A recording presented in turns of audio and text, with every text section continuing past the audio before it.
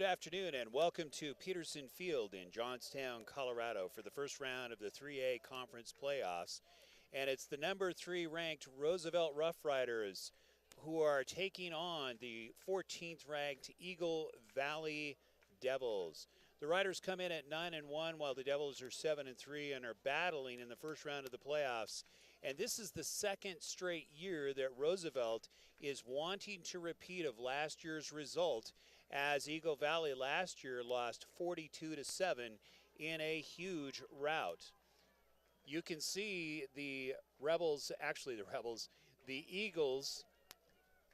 Check that, the Devils are in white and gray, and the Rough Riders are in their black and white and gray. Chris Allen here with you. Good to have you along from Peterson High School. This is one of those games that last year, of course, the Devils would look to really revenge here and really get even, losing that one 42-7.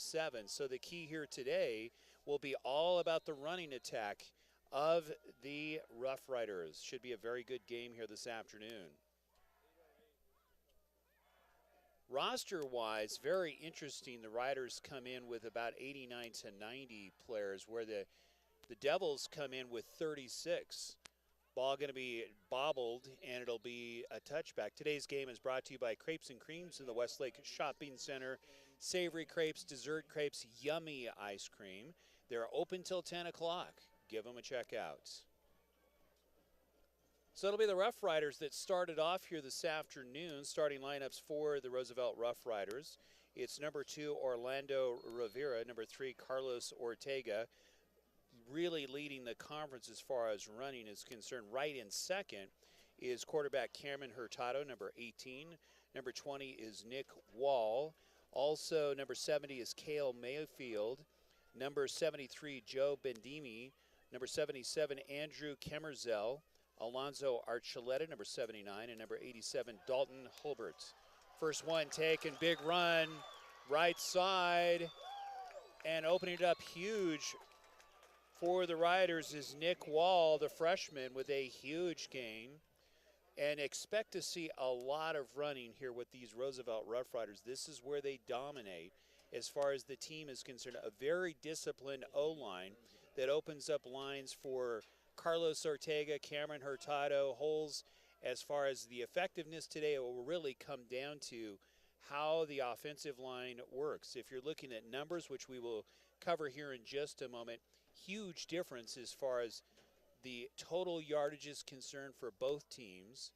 And it's also really the difference in the way that they do it. You will see very little passing, even though the Rough Riders have the ability. We saw that the last time on the Game of the Week with Mason Holguin, who's the backup quarterback, really went to the air quite a bit. First man through, you can see the pile up. Nice run and gain for the Riders. It's Christian Mazak. He is the senior at 5'8" and 190. Also plays linebacker. And one of the things that you will see as we get into, we'll talk about the starting defense in just a little while. The defense is really picked up. Second down and about 3 for the first down. There's the keeper. Nice run. And you will see this often with Cameron Hurtado. Hurtado was suffering the last time we were here with an injury to his knee, but it looks like he is fine today. Hurtado does have the ability to throw very well. If you're an opposing coach looking to knock off the Riders, it's rarely the simple truth, but also a difficult task. The simple, obvious truth is to try to stop the running game. Today's game is also brought to you by Johnstown Breeze, your local newspaper. Insightful writing, great sports reporting. They're always there for you. Check it out, the Johnstown Breeze. So Roosevelt now at second down and 9, ball sitting on the 41-yard line, just underway here at Peterson Field. You can see it look like almost an offside. You could see Hurtado trying to get the refs to look. Nothing doing. There's the handoff or keeper. Hurtado right side. Got a nice gain. Should easily get the first down. And this is the danger when you have a quarterback like Hurtado. We will cover the league numbers in just a moment, but easily Hurtado could be one of the leading rushers if he were to play a running back. But the bonus is that he can throw on the run as well. So it's just the first series here, opening game of the playoffs. We're going to give you some scores here in just a moment as far as the rest of the league is concerned. Second man through, nice run, big hole, heading for the house, pulled down and lassoed at the last minute. It was Nick Wall again on a big gain.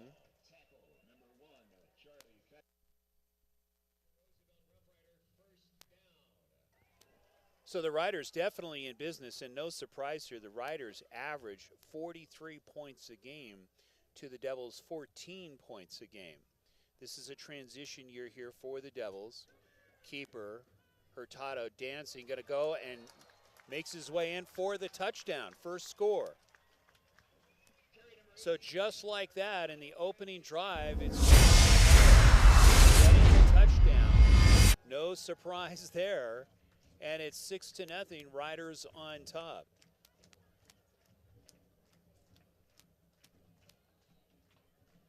So as we mentioned, the difficult part is how do you stop Roosevelt? They make a career, literally, in the last few seasons as far as that running game is concerned. And you can see going for the two-point conversion looks good, and it is good. So just like that, Roosevelt opens it up with an 8-0 lead with 10:16 left here in the first quarter. But the big thing for most coaches, not only during the regular league, but it's also throughout the playoffs. How do you stop? You know the Riders are going to run. You know that they have a very good offensive line. So how do you do it? The best way is the defense. So opposing coaches are going to look to jam the line. They're going to try to get their linebackers to try to fill holes as well as the cornerbacks and do the best that they can. The hard part is you have a quarterback like Cameron Hurtado who can also throw on the run besides throw himself. So you have a double threat.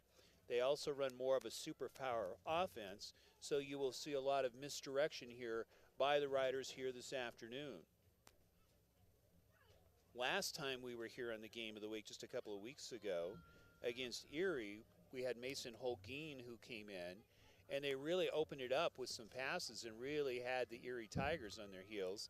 Tigers did all that they could to stay with them in the first half and did do the prescription of trying to plug the holes. It lasted for about a half, and then Roosevelt took over and went on to win that game and win it well. So now it's 10:16 left here in the first quarter already, 8-0. Riders on top.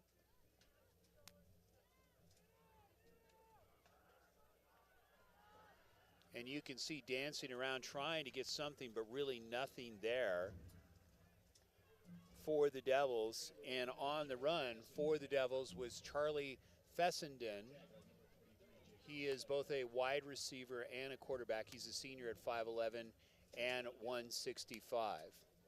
One of the things that you will see with this team is besides having a smaller lineup in regards to the number of players, really they don't have too many players over 200 pounds. So they're going to have to use execution and speed to try to slow down and try to stop the bigger riders. Handoff, spin, and we'll see how far they got, maybe a couple on the play. So on the play, it was Jay Neal for the Devils. So that's going to bring up second down, got 3 in the play, and 7 balls sitting on the 29-yard line. So Eagle Valley, really the test for them is to get the offense going, try to get the running game going against a very good defense here by Roosevelt, and try to control clock. There's movement on the line. Looks like it may go against Roosevelt.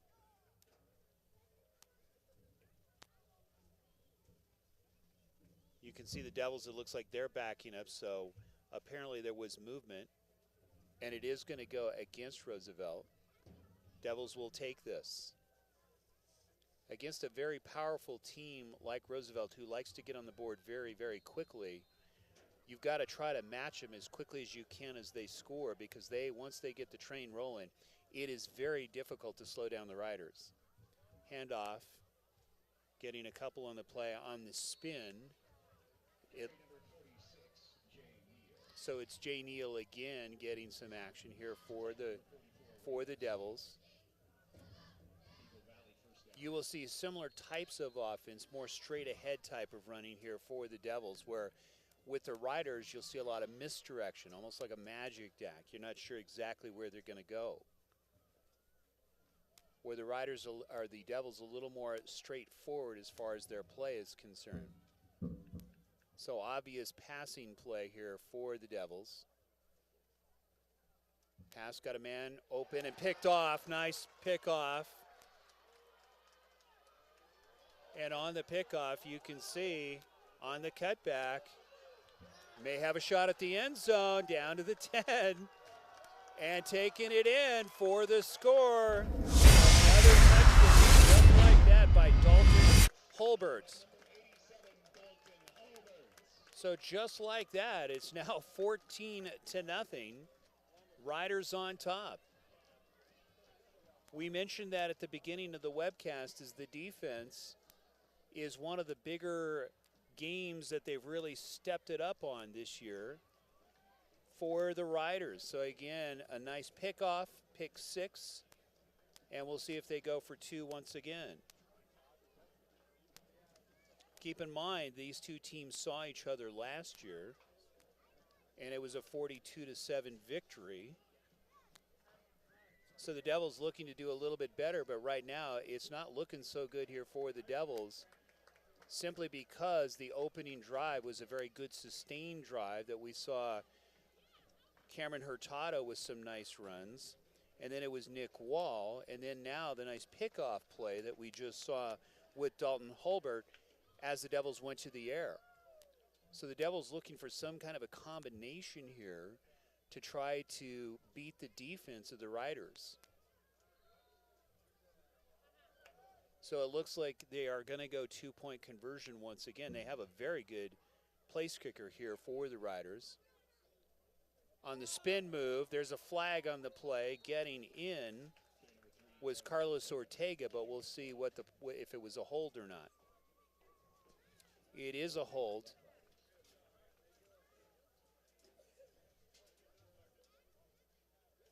So it looks like they will move this one back, and we'll see if the field goal team comes on, or the extra point team. And that should be 10 yards on the play, and that really hurt the opportunity. Ortega clearly dancing in and could have had the second potential 2-point conversion on the day. Beautiful day here at Peterson Field. You could not ask for better playoff weather. We're anticipating the upper 50s. Maybe we'll get up into the lower 60s today. Colorado weather, snow one day, shorts weather another.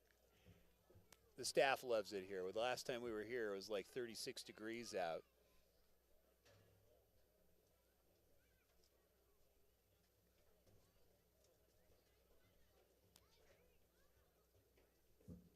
So very interesting, it looks like. A lot of discussion on this play. We're not sure exactly why this is taking so long now. It looks like the Stripes are trying to determine what part of the field to put this on due to the last play went to the left side. So you can see now lining up for the field goal for the Rough Riders is Kevin Vargas.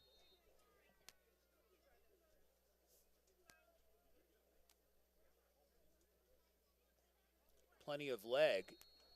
Looks good from here, and it is good. So starting it off very quickly with 8:35, you heard it correctly. There's still 8.5 minutes left here in the first quarter. It is 15-0, Rough Riders. You're watching the game of the week on RadioActive247sports.com. We'll be right back. Intelligent, accurate, and timely, providing the never-ending stories, the questions, and the answers. The Johnstown Breeze, the source for news and sports in Johnstown and Milliken since 1904, reaching more than 10,000 readers each week. For advertising and subscription information, go to www.johnstownbreeze.com or call 970-587-4525, 970-587-4525. Welcome back to Peterson Field, and just like that, the Magic Act has begun. And it almost looks like a Mack train that's coming your way if you're a Devils fan, because so far the Riders have come through with very good offensive play and very good defensive play. On the carry and swarmed for Eagle Valley was Jaden Hermosillo. So you will see the Devils begin once again.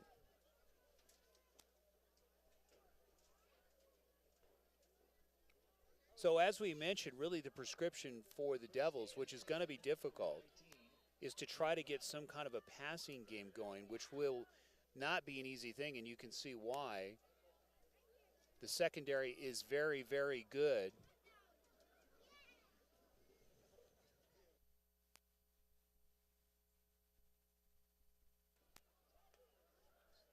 So you can see on the carry, it was Jay Neal again on the play, and Mazak in on the tackle.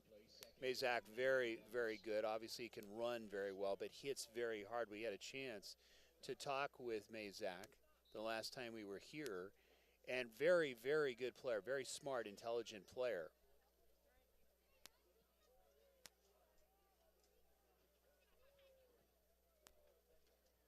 So it's second down, 9 yards. Ball sitting on the 20-yard line. Movement on the right side. And you can see there's going to be a flag in the play. We'll see if the Riders were drawn off.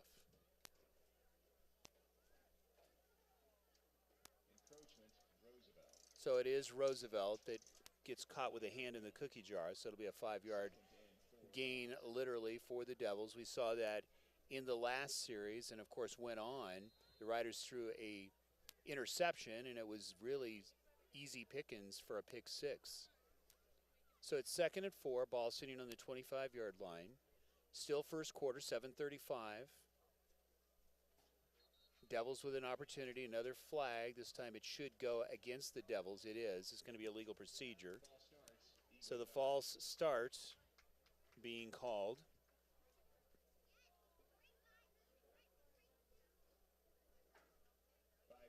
So basically it's just a trade-off is all it is. So back really where they started from, it's now second and 9. Feels like musical chairs on the field here this afternoon.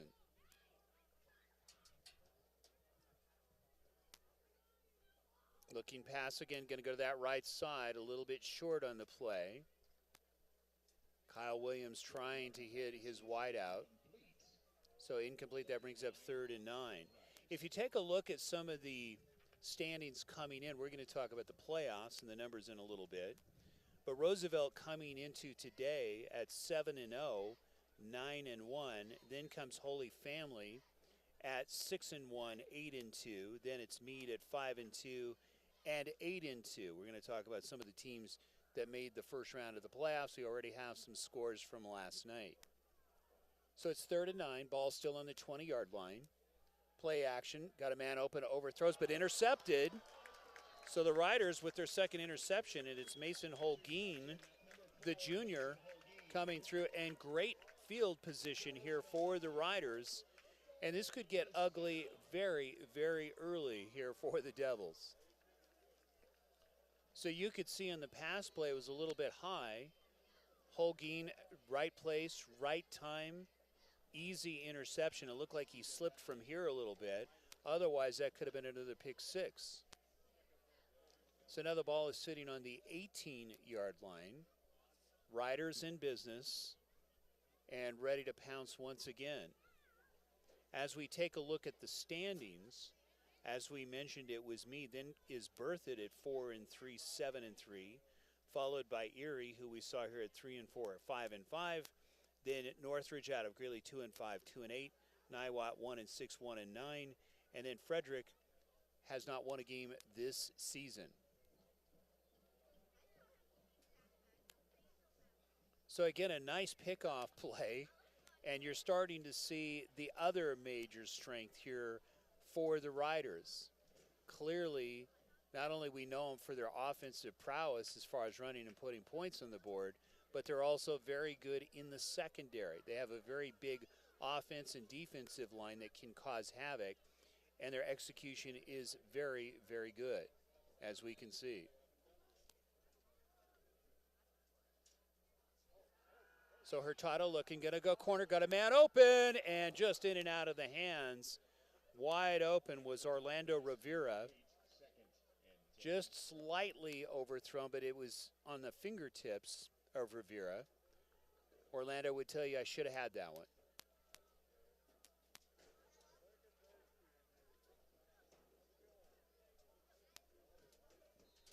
So there's 7 minutes left here in the first quarter. You're seeing it correctly, 15-0.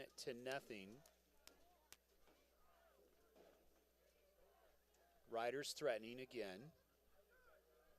First man through, and it looked like on the carry for the Riders, it was Ray Garcia, the senior at 5'8", 190. So now it brings it to 3rd and 5. Riders needing, they can get the first down before scoring easily. Plenty of room, plenty of time. There's the keeper. There's the pitch, nice. We'll see if they have enough for the first down. You could see hanging on to it was Hurtado, and then going to Nick Wall on the play. Really, even if they don't get the first down with this offensive line and this running attack,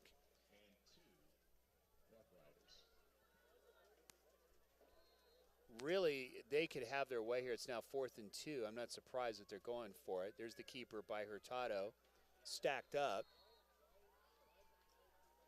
And we'll see how close this was. This would be a big victory for the Devils if they were able to stop Hurtado. We'll see where the mark is. It is a first down, so now it's 1st and goal.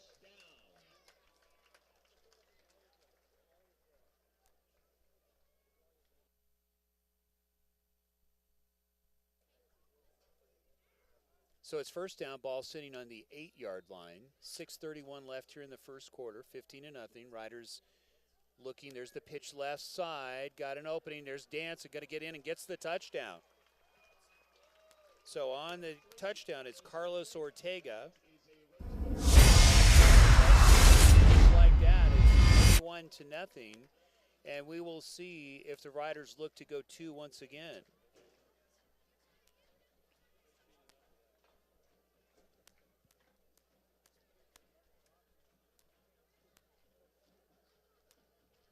Very impressive what we've seen, really the complete game here by Roosevelt, both on the offense. And one of the good signs of a very good team in the playoffs is the defense is basically setting up the offense. Extra point easily good, plenty of leg. I mean, you look at the distance on the way that ball flew over the end zone, and clearly Roosevelt, if they need to kick a long field goal in the playoffs to come, will have plenty of leg with their field goal kicker here.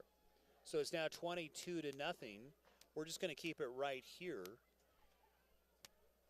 And in the playoffs coming into this weekend, besides Roosevelt, Holy Family made the playoffs from the 3A Northern League. Meade also entering into the playoffs. Recent games, of course, Roosevelt winning over Berthoud 44-19, Meade winning over Frederick 53-6, and Erie over Niwot 14-10. So really, this is one of those things, if you're a coach for the Devils, how do you stop these Riders? How do you score on these Riders?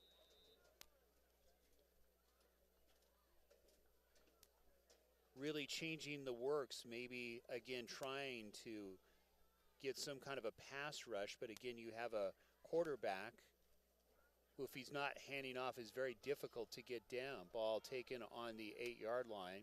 Nice cutback before hammered hard.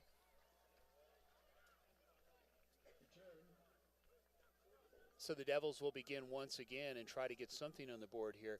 Keep in mind, this is only the first quarter, and it's 22-0. This is one of those games, if it turns to be a runaway game here for the Riders, is very good because you're going to get some of the secondary team some experience in case some of your starters do get hurt. So the ball is sitting on the 21-yard line. Keeper, right side, going to get about 2 to 3 on the play, and that will bring up second down. So it's Martin in on the carry.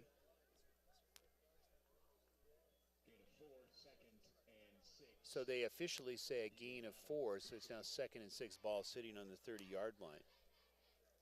But what can you say about these riders as far as the execution and coming out here today? Very disciplined team. This is the 6th year that we found out that Coach Nolan Easton has been in command of these riders. Handoff left side, trying to get something, may have gotten a couple on the play. That's going to bring up third down. But Nolan Easton got to be very happy with what he has seen early in this ball game as far as the complete game. Always a concern for any team is how do your offense and defensive lines do in an opening game, and so far I would say the grade would be in the A range here for the Riders this afternoon. Running clock just hovering around 5 minutes left here in the first quarter. Opening round of the playoffs, 3A conference, Peterson Field.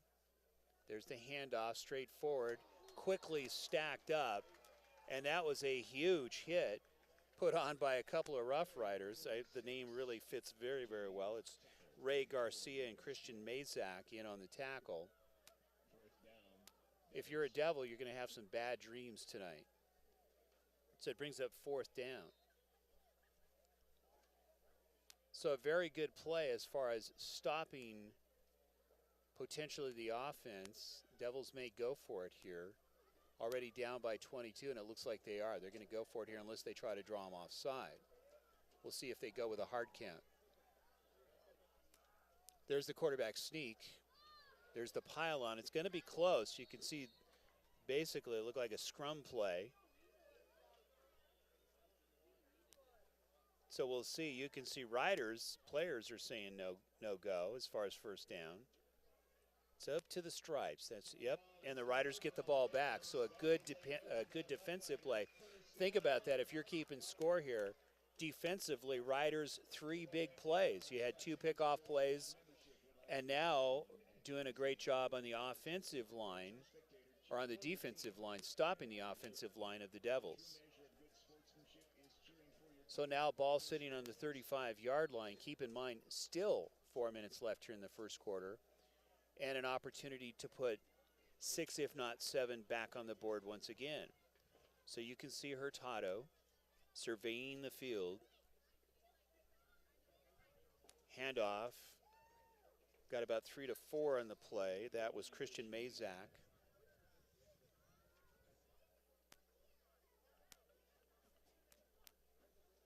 So really, that offensive line just doing a terrific job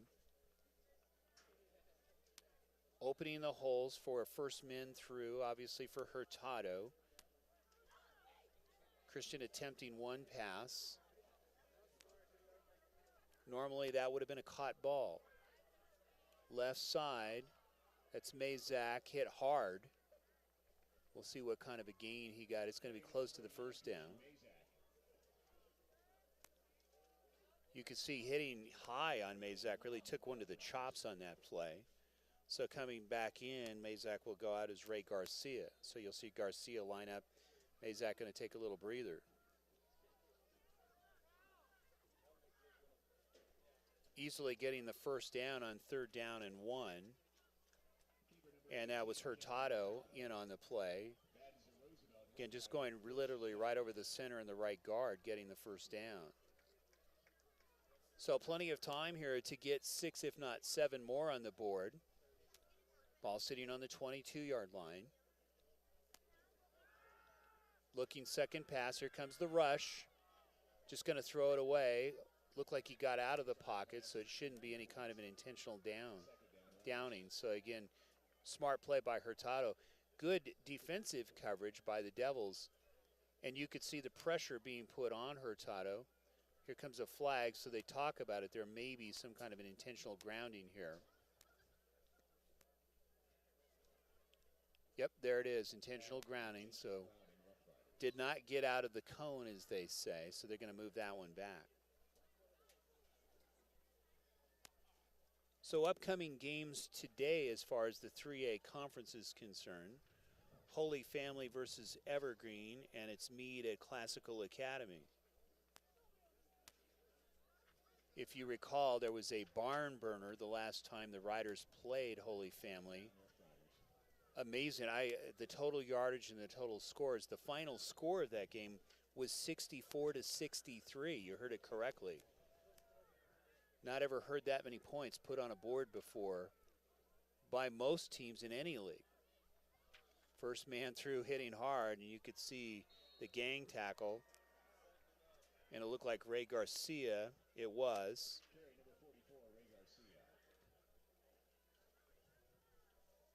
One of the things that Christian Mazak said when we talked to him, he said they really preach hard hitting, not only by the running backs, but by the defense primarily. There's the fake, there's the throw in the flat, nice throw and catch. Defense is there, and it's going to be a loss on the play, connecting to Orlando Rivera, looking to do the Bronco play. But you could see clearly nicely defended by the Devils. So with the penalty play, that brings up fourth down, still a chunk to get the first down. And the loss on the play, looking to get the open pass and get some kind of a nice run and gain from the reception. But because of the big lead, it's 4th and 23, ball sitting on the 35-yard line. They're going to go for it. Looking pass. Here comes the rush. Got a man open. It's going to be short. Skipping in front on the pass, trying to complete it to Dalton Holbert. So the Devils will get the ball back. Really, it was the penalty play. The Riders were in business, but the penalty really hurt them on the intentional grounding. And some good defensive plays by the Devils, so the Devils retain the ball. So a good series there for the Devils to take advantage of the penalty flag. So it's 1st and 10, Devils on the 35-yard line, looking for some kind of combination to try to break or at least do something against this defense. There's the keeper. Right side defense is there, maybe getting back to the line of scrimmage. Another, it looks like a flag flying. You can see Riders thinking they got the ball back on a loose ball. There's the flag. So they will talk this one over. Looking at the rest of the league, no surprise when you see the leaders as far as what they did during the 2015 season. On the passing side for Holy Family, it was Chris Helbig who had 3,517 yards coming into this weekend. So you know what Holy Family is going to do when they get into the playoffs today. They're going to clearly go to the air. Right behind him also in the playoffs is Cody Brach from Berthoud with 2,268 yards also. Interestingly enough, the team that does the best as far as total points, total time, total yardage is a running team in these Riders in this Northern Conference. Nice pass and catch. It's going to be short of the first down. So it's number 19 carry on the reception. It's going to bring up second down. We're going to call it 7. So getting some of that back with the Devils on the pass play, trying to get something going, open up the field. Again, clearly one of the things that if you're going to be any kind of success against these Riders' defenses, you've got to open up the middle a little bit for your running game. That's why you can see them going outside on both the right and the left side on the passing side. Going to the air, trying to go corner. It's going to be overthrown. Defense was there. Really looking for a second pick in the neighborhood was Dalton Holbert, number 87. Hungry for a second pick off. So that brings up third down, and they're calling it 6. I'm going to call it 7. Ball sitting on the 44-yard line. 22-0. You can see the score on our screen there. Just under a minute left here in the first quarter. Devils running into a buzzsaw here this afternoon in these Rough Riders.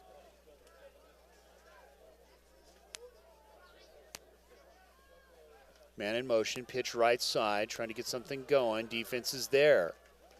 Going to lose a yard or two on the play. So stringing it out nicely. And in on the tackle was Ray Garcia again. How valuable is Ray Garcia? Obviously a very good running back, but reads the plays very, very well on the defense. Stringing that one out, causing a fourth down. Devils have no choice but have to go for the first down here. You're really not going to gain that much by trying to kick it. So the clock is running. This should be the final play of the first quarter. Looking pass again, going to go try to lob one over the corner. Could be picked off, and it's incomplete, and it's out of bounds with 2.6 seconds left here in the first quarter. You can see right in the neighborhood again, good coverage by Hulbert. Also Christian Mazak in the neighborhood, also Orlando Rivera. Very difficult to try to lob one over a very quick secondary defense here for the Riders.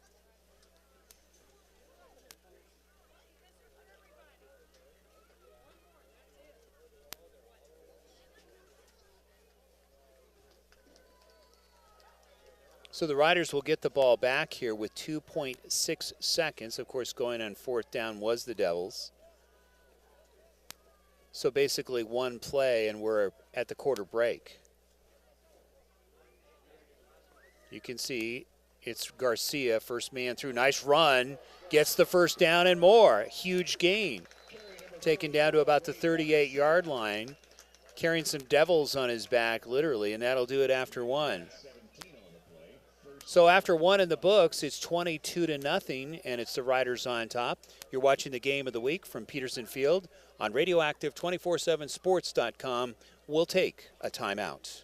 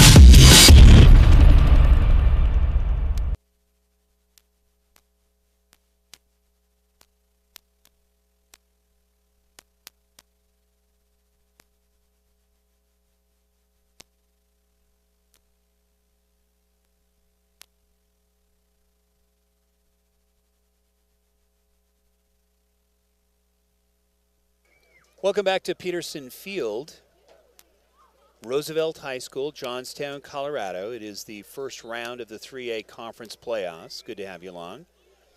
Chris Allen, Warren Ray bringing it to you. John Weeding, Dean Popejoy on cameras. So now, just like that, it's the Riders again. Nice cut. Trying to cut the corner and get around. Defense stringing it out on Carlos Ortega on the run. So again, you can see they're going to continue to do what works very well, and they're going outside on the sweeps. And you can see the Riders got, it looked like about 4 in the play, so that's going to bring up second down and 6 ball sitting on the 34-yard line.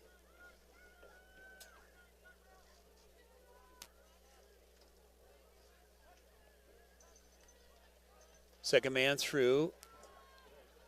Got through one arm tackle was Austin Smith. Got a couple on the play, and that's going to bring up third down.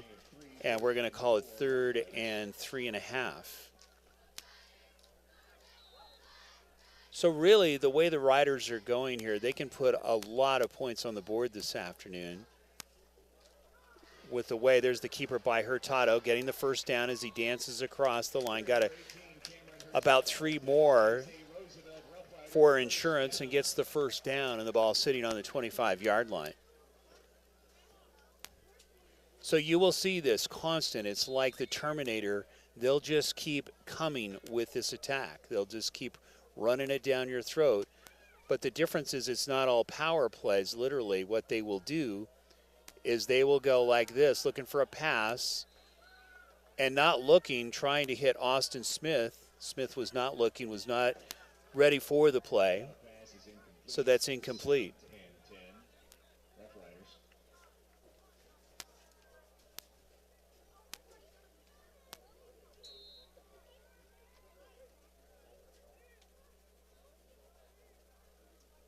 So the ball sitting on the 25-yard line.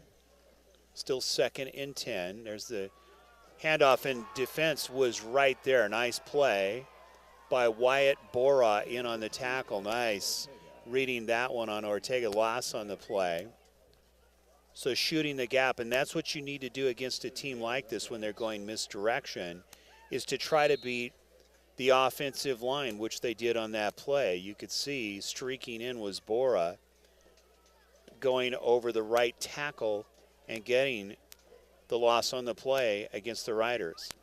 Looking pass, going to be a little bit off, incomplete. That brings up 4th down.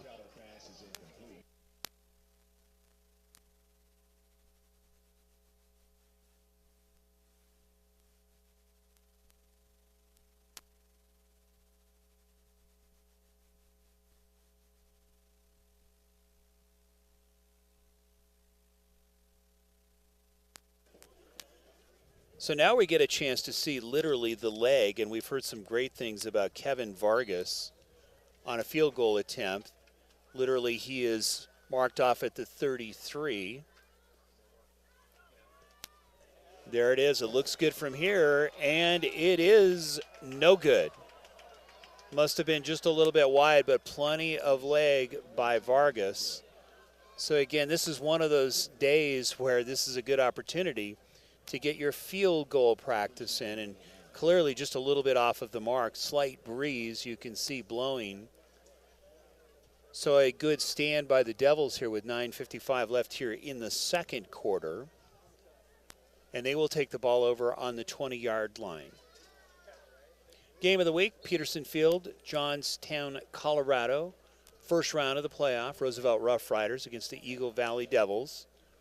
Devils looking to try to get something going here.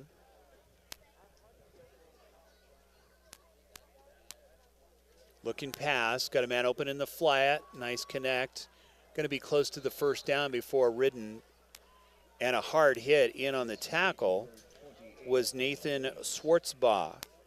Schwartzbaugh is a junior at 5'8" and 190.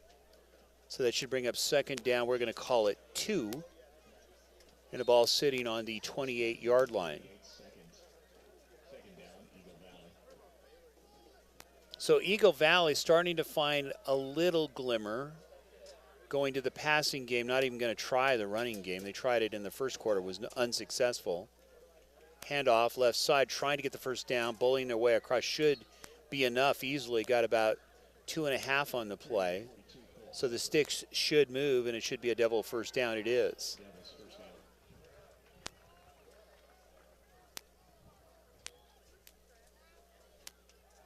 So you can see they're starting to find a little bit of a combination here, going more to a passing game in the flat. Tried to go deep 3 times, unsuccessful in the last series, and it was the Riders taking over on downs. So you can see that really the successful combination is going to that short pass and then letting the receiver do the work and trying to get the extra yardage. Again, looking short pass, and almost picked off again in the neighborhood, almost had it on the skip, and it was Mason Holguin, who actually already has one interception. Today's game brought to you by the Johnstown Breeze. Insightful reporting and good sports reporting. It's your local newspaper, the Johnstown Breeze. 2nd and 10, ball on the 30-yard line. Man in motion. Getting back in time with the Riders. There's going to be the pitch option. Nice cut, got about 2.5 on the play. It's going to bring up 3rd down. But you could see in on the tackle was Mason Holguin, reading it nicely, only allowing about 1.5 yards to 2 yards. So good play. So far, it's been a very good, complete game by these Riders. Offense being fed literally by the defense on a couple of pickoff plays. And the offense takes over. How often do we see that, where we will see one team affects the other and helps the momentum of the other? Play action. Going to keep it. Nice cut. Going to get the first down and more. Right side. Taken down at about the 38-yard line. Nice run. And read. And you could. So it's Martin, the quarterback, number 12, who read that nicely. And oddly enough, the secondary had done a very good job as far as covering up the receivers, so he had no choice. So that opened up the field. As far as the defenders were concerned, he made a cut, and you can see the nice gain. Ball sitting on the 39-yard line, 7:38 left here, second quarter, 22-0 Riders. Man in motion, handoff left side, nothing there, defense is there. And in on the tackle, we'll get you some numbers. It was Nathan Schwartzbaugh. And it was also number 55, which is Tyler Virgin, senior at 6'2", 225. So it looks like second down, and we're going to call it 8. Ball sitting on the 36, 37-yard line. Play action. Pass got a man open and bobbled. Trying to draw it in, but very difficult. And the reason that made that play so difficult, you had Riders literally covering the wideout, and you could see the hands up. And in that position, when you're trying to make a catch, all you're seeing is hands. So again, you could see tipping the hand of the receiver not able to bring it in. So really a good defensive play there for the Riders as far as altering the play. Third down, 7, ball still on the 36-yard line. This is the best series so far for the Devils as far as moving the ball. Martin looking, got a man open, almost picked off. Nice throw and catch, is going to be caught, should get the first down. And in the neighborhood was Mason Holguin once again. You could see him trying to make his cut, just missed it, trying to go for the interception. If he had caught that, nobody would have caught him. It was a wide open field. So clearly the best series, another first down here for the Devils. 6:45 left here, second quarter. They found the combination of going to the short pass. Martin looking quickly, you can see, surveying the land, man in motion. There he is on the keeper once again like he did last time. Nice cut back, hammered hard on the play. Taken down by number 66, and that's Mike Durock, sophomore at 6'4", 223, hammering.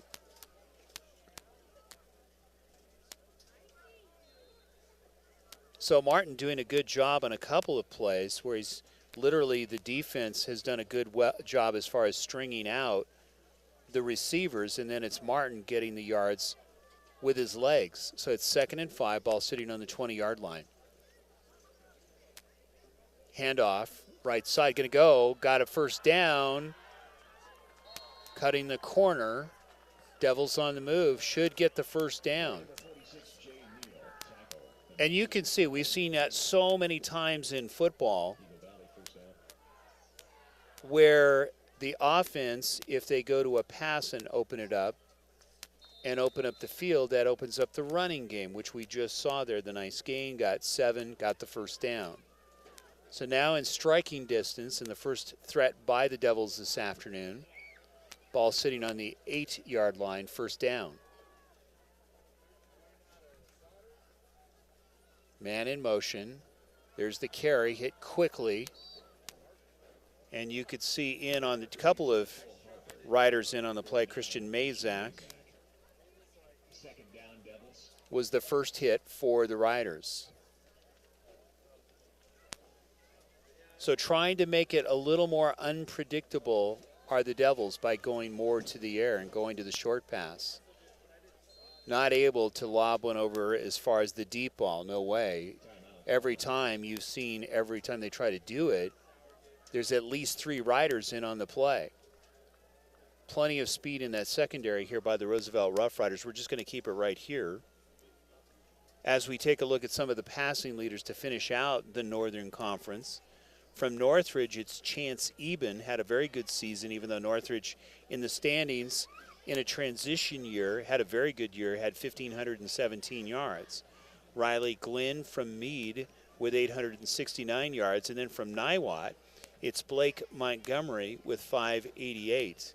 You know, you think about the leagues over the season, and literally we've heard stories that, again, the leagues are going to change once again.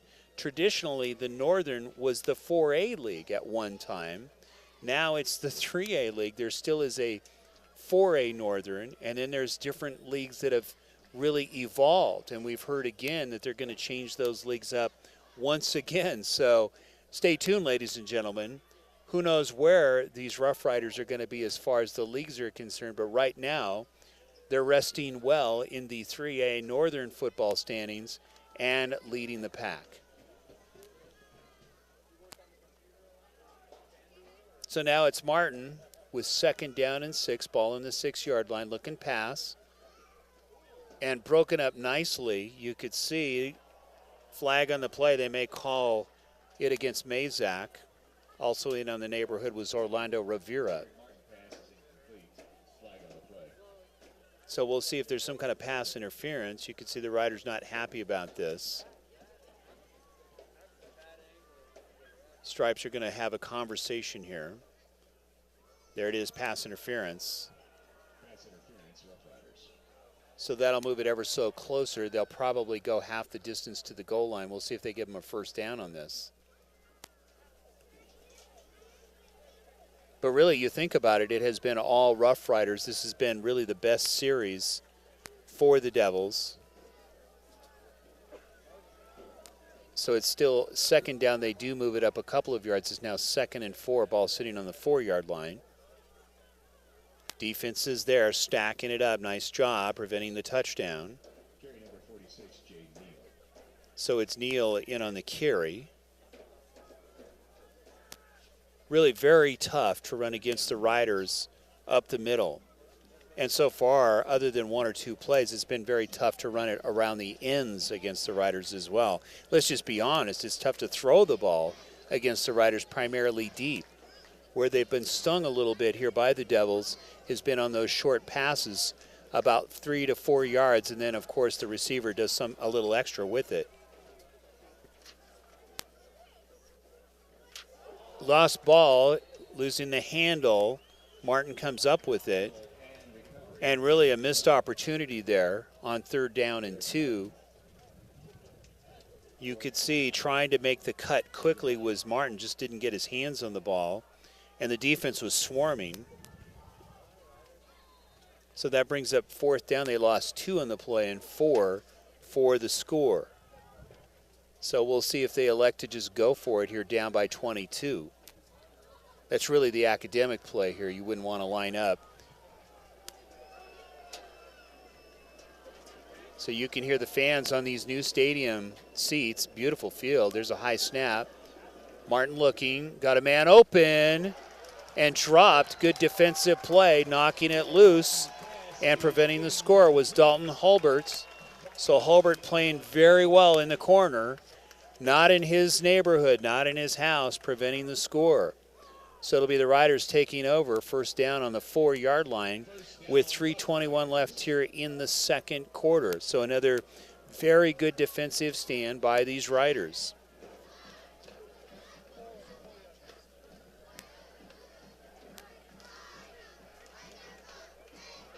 So the Riders now have one of those type of teams with 3 minutes left until halftime can easily score, depending upon how aggressive they get as far as their running plays and how aggressive they go on the pass plays. There's the handoff, nice cut. And Garcia with a nice run, easily getting the 1st down. So Garcia causing havoc, breaking some arm tackles of the Devils, getting the first down, and literally getting the Riders out of the hole. They were sitting on the 4-yard line, now sitting on the 19-yard line.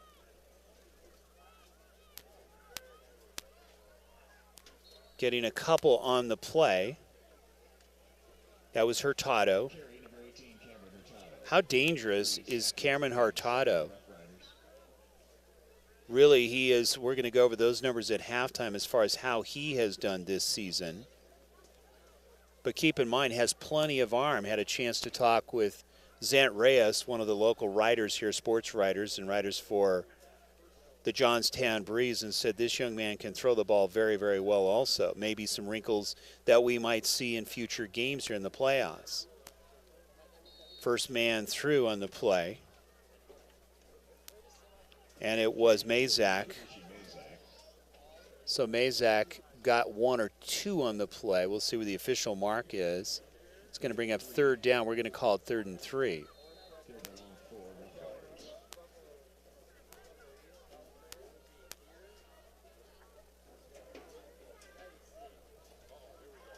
Pitch left side. Nice cutback. Going to get the first down and more following his blocker.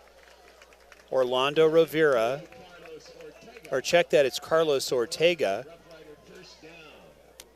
When you look at both Rivera and Ortega, very similar as far as builds, both very quick. So sometimes the Roadrunners are hard to follow even from up here. Minute 51. A loose ball. We'll see who comes up with it. It'll look like still loose. We saw it look like Hurtado came up with it. So coming up officially with the ball was Nick Wall for the Riders.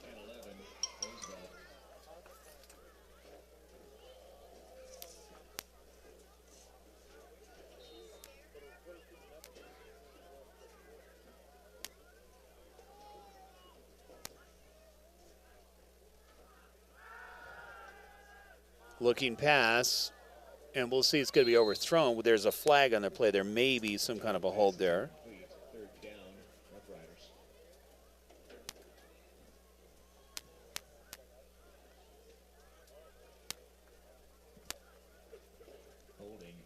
So there is a holding call against Roosevelt.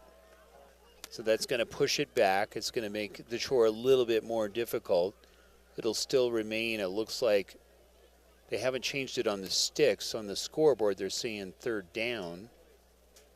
Either way, it's a big chunk. It's going to be around 20 to 22 yards. It is officially 22 yards, and now they have moved it to 2nd down.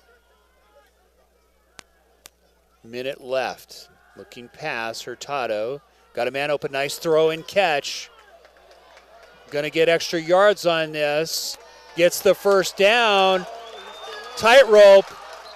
And he steps out of bounds, but a great play. We'll see where the mark is, but on the reception was Orlando Rivera trying to walk the tightrope and take it to the house, but a beautiful throwing catch on the slant over the middle.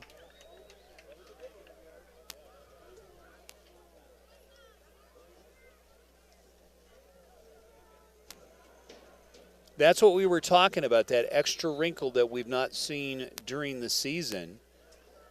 And if you're Coach Nolan Easton, you know you have that weapon. And the nice thing is a lot of teams have not scouted that, saving that sparingly. Handoff right side, strung out, got about a yard on the play. And now is Mazak on the carry. But that's a pleasant surprise. These Roosevelt fans, this is no surprise to them. They know, but again, if you're an opposing coach looking at the film of this game, you're thinking, okay, now they do have a passing attack. You knew it was kind of there. We're going to give you some numbers at halftime as far as what Hurtado did for the season, but clearly has an arm. You could see through a strike and got it there very quickly to Orlando Rivera, and you could see their wideouts are very good. They run very crisp routes. So it can be one of those bang-bang plays. And we heard that Hurtado can throw at least 40 to 50 yards in the air. So if you're some coach, you're thinking, wow, okay, we know they have a great running game. Now it's another threat that they're going to have to try to defend as they go down the stretch here in the playoffs. 47 seconds left till halftime. Roosevelt, despite a couple of penalties, overcoming it with some nice plays. In the shotgun, looking, here comes the pressure. Going back high, trying to go back to Rivera. Defense was there, nice play, breaking it up. It's going to bring up third down. Now, some people would look at that pass and think that was a bad pass. Actually, that was a very good pass. Hurtado, thinking it through, got it up high so that only his receiver could come down with it, and it would have been more of a fingertip catch. If he'd have gone any lower, that could have been picked off. So it's third down, 8, ball sitting on the 39-yard line. Hurtado looking again. I like the way they're going to the yard, hitting in and out of the hands of Mazak. Going across the middle, that would have been easily a first down. So that brings up fourth down. Keep in mind there's only 39 seconds left. Most likely we will see the Riders go for it again here. And don't let it fool you. We saw a missed field goal by Kevin Vargas earlier. He has plenty of leg to knock one in from here, and usually the accuracy to go with it. Pitch. Nice cutback, getting the first down, going to go to the house, to the 20, to the 10, and it's a touchdown. So that's Carlos Ortega with a nice cut going over the left tackle and putting 6 more on the board. So it's now 28-0. So still 29 seconds left here until we go to halftime. And we'll see if they go a 2-point conversion. If so, that would put it at the 30 mark for the ball game. I don't see Vargas in, so it looks like they're going to go 2-point conversion again. This is a really good time when you've got a nice lead to try different things. So you can see Hurtado starting to survey the land here. He could keep it himself. There's the handoff, trying to go up the middle. Defense is there. Scrum play, but the Devils will win that. But again, a nice run by Carlos Ortega to get him down and get the touchdown. So now with 29 seconds left, it is 28-0. We're going to keep it right here. And on the rushing side, we have to add that leading the conference as we head into halftime for the 3A conference and finishing out the regular season, Carlos Ortega, coming into today's game, has 1,148 yards. Right behind him is Michael Zeman with 1,080 yards. Then it's Cameron Hurtado, no surprise, from Roosevelt with 838 yards. That's right, a rushing quarterback. Dane Myers from Meade with 624. And from Roosevelt, the other three-headed monster, it's Christian Mazak with 573 yards coming into today's contest. So if you're a Riders fan, you got to be very happy to see the passing game starting to open up here and the confidence in which Coach Easton is showing and going to the air here in the second quarter.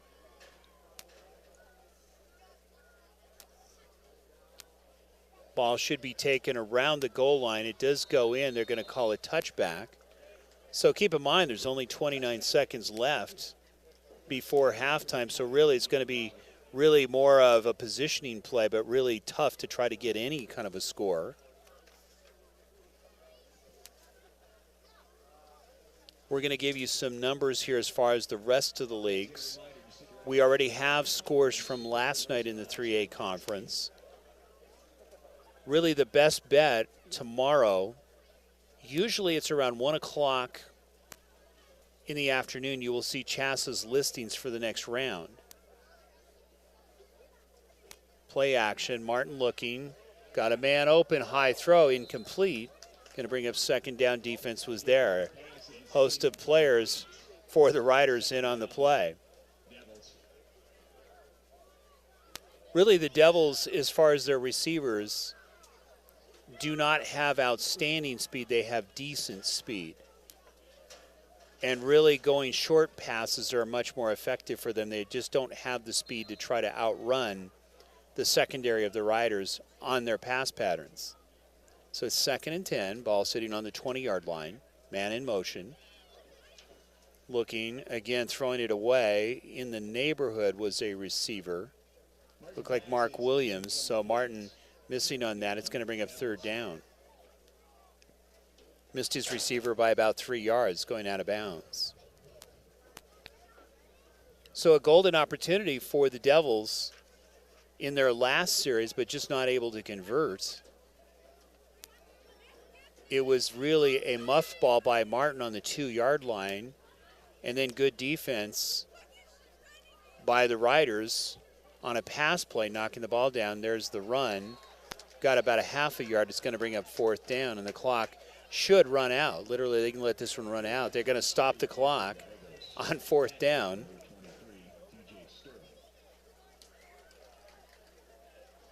So really got, we'll just call it 6 inches, it looks like, from here.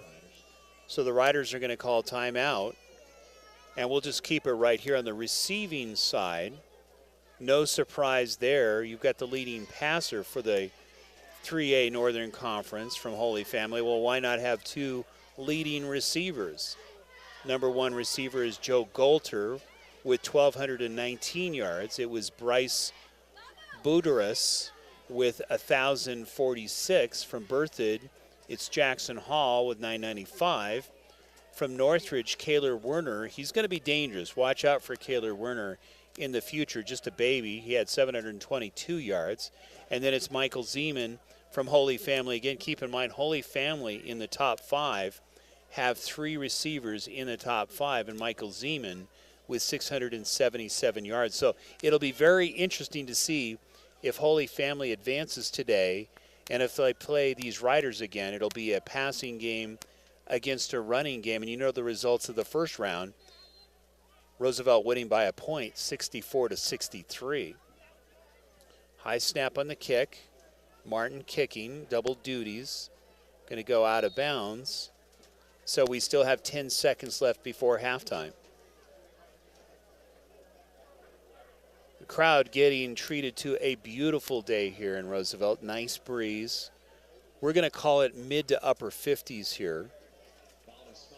As we mentioned, you never know as far as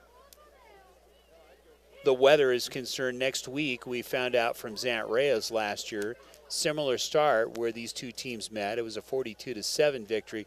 The following week, they had a snow-packed day, literally.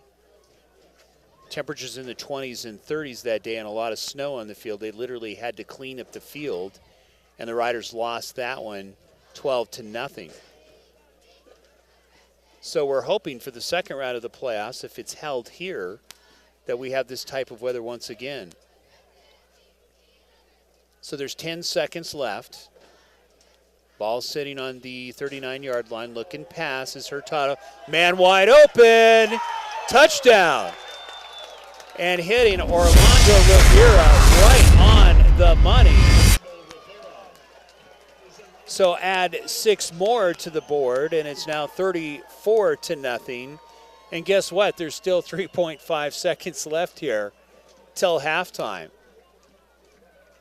Wow. So you can now see a double, if not triple threat starting to show itself in a new wrinkle here in the Riders' offense. Local people know this. They know they have that kind of talent. So it's Fargus on for the extra point. Plenty of leg, and that's good. So it's now a 35-0 lead with 3.5 seconds left here. You never know. It only took 3 seconds to score, as the stadium announcer just announced. Local radio personality here, you know, donating his time. It's nice to have him here. Great voice, by the way. So just like that, it's 35-0.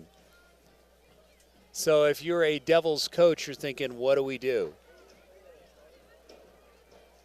In the last series, it was the Devils going to the air with a nice air attack, sprinkled with runs.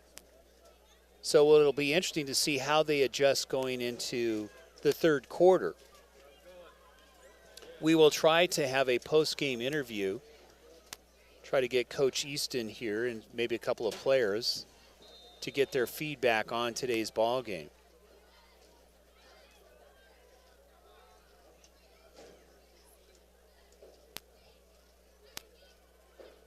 So Johnstown being treated to a very good ball game here by these Rough Riders.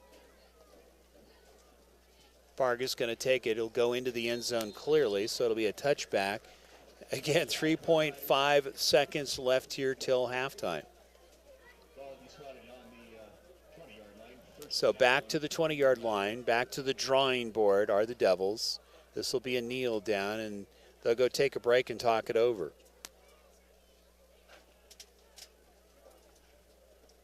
So lots of sponsors here this afternoon. Crepes and Creams in the Westlake Shopping Center to be one of them.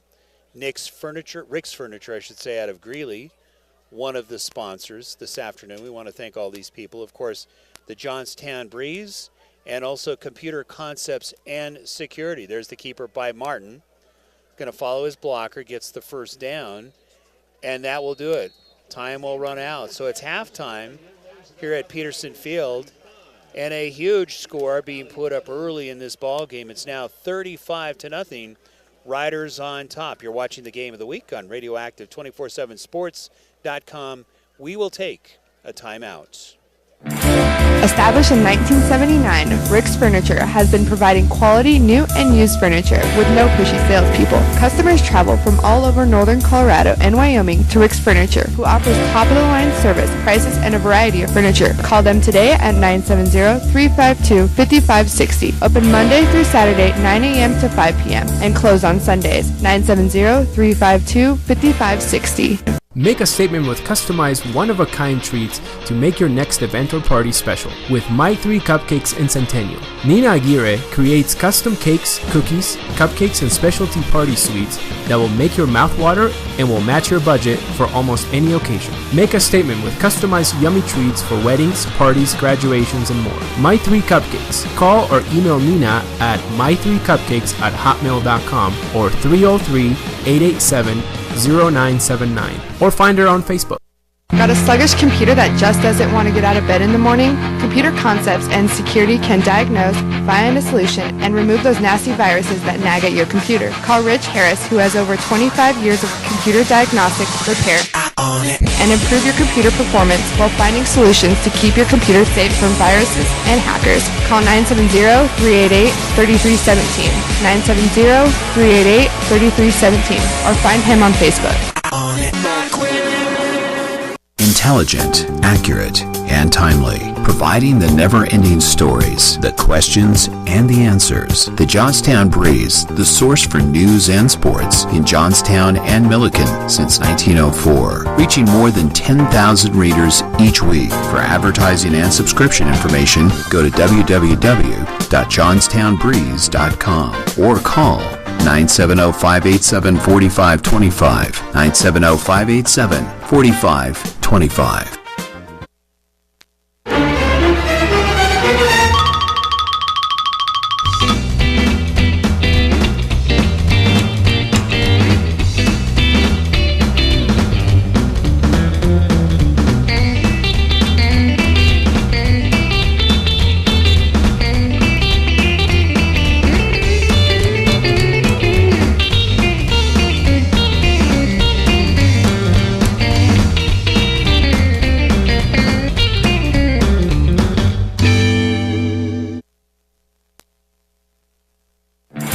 Established in 1979, Rick's Furniture has been providing quality new and used furniture with no pushy salespeople. Customers travel from all over northern Colorado and Wyoming to Rick's Furniture, who offers top-of-the-line service, prices, and a variety of furniture. Call them today at 970-352-5560. Open Monday through Saturday, 9 a.m. to 5 p.m. and close on Sundays, 970-352-5560. Rick's Furniture. Make a statement with customized one-of-a-kind treats to make your next event or party special with My 3 Cupcakes in Centennial. Nina Aguirre creates custom cakes, cookies, cupcakes, and specialty party sweets that will make your mouth water and will match your budget for almost any occasion. Make a statement with customized yummy treats for weddings, parties, graduations, and more. My 3 Cupcakes. Call or email Nina at my3cupcakes@hotmail.com or 303-887-0979 or find her on Facebook. Got a sluggish computer that just doesn't want to get out of bed in the morning? Computer Concepts and Security can diagnose, find a solution, and remove those nasty viruses that nag at your computer. Call Rich Harris, who has over 25 years of computer diagnostic, repair, and improve your computer performance while finding solutions to keep your computer safe from viruses and hackers. Call 970-388-3317, 970-388-3317, or find him on Facebook.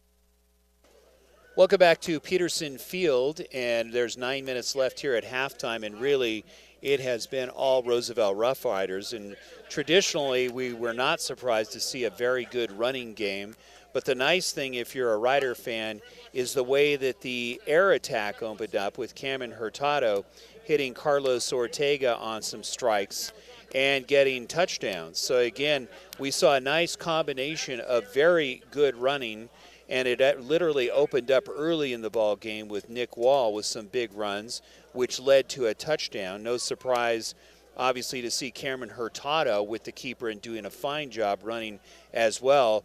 But then it was Hurtado really in the second quarter opening up with some very good passing and some very good routes being run by Orlando Rivera, producing some more scores.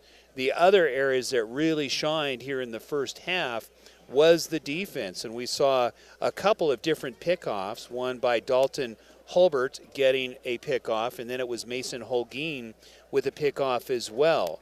And of course it was Dalton Hulbert who knocked down a ball that potentially it could have been the opening score here late in the second quarter for the Devils, and it was Hulbert knocking it down on a 4-yard pass play and preventing the score. And then, of course, it was the Riders that took the ball on the final series. They took it down and scored, as you can see, as we ended out the second quarter. So really, it's going to be a very tough going and sledding, if you will, for the Devils, down by 35 points. They did show some glimmers of brilliance as far as going to the air and going to a short gain. In other words, what they would do is on the short passes, going over the middle, going over the left side, going over the right side with short passes, and then occasionally you saw some nice runs, and a very nice run, a couple of runs actually, by the quarterback Martin, who did a fine job reading the play. And of course, when the pass coverage was very good, it was Martin reacting and getting 20-yard gain runs himself. So that's been it pretty much so far here in the first half. We're now sitting at 35-0. We're going to take a look at some more numbers here as far as the regular conference, and then we're going to take a look at as far as some of the predictions that has been looked at by Max Preps and what they're saying potentially could happen. So on the tackles side, no surprise here, it was Alonzo Lopez for Northridge leading the way with 112 tackles. Jamie Gray from Berthoud with 106, and we're talking about for the 2015 season. For Erie, it was 101 by Luke Connellig, and for Roosevelt, it was Christian Mazak doing double duties, both offensively and defensively, with 96 tackles, and from Holy Family, it was Nick Marcello with 88. Total points, no surprises as far as the leaders, and I anticipate that we're going to see these two teams facing off again very shortly. Holy Family leading with 134 points scored by Michael Zeman. Right behind him from Roosevelt is Cameron Hurtado, the quarterback, with 102 total points scored. Carlos Ortega, no surprise there, from Roosevelt with 100. And then it's Joe Golter from Holy Family, 98. And Bruce Buteris from Holy Family with 78. So we've got 5:41 left here in the quarter. We're going to take a short timeout, and then we'll be back with some more numbers. You're watching the Game of the Week on Radioactive. Intelligent, accurate, and timely, providing the never-ending stories, the questions, and the answers. The Johnstown Breeze, the source for news and sports in Johnstown and Milliken since 1904, reaching more than 10,000 readers each week. For advertising and subscription information, go to www.johnstownbreeze.com or call 970-587-4525, 970-587-4525.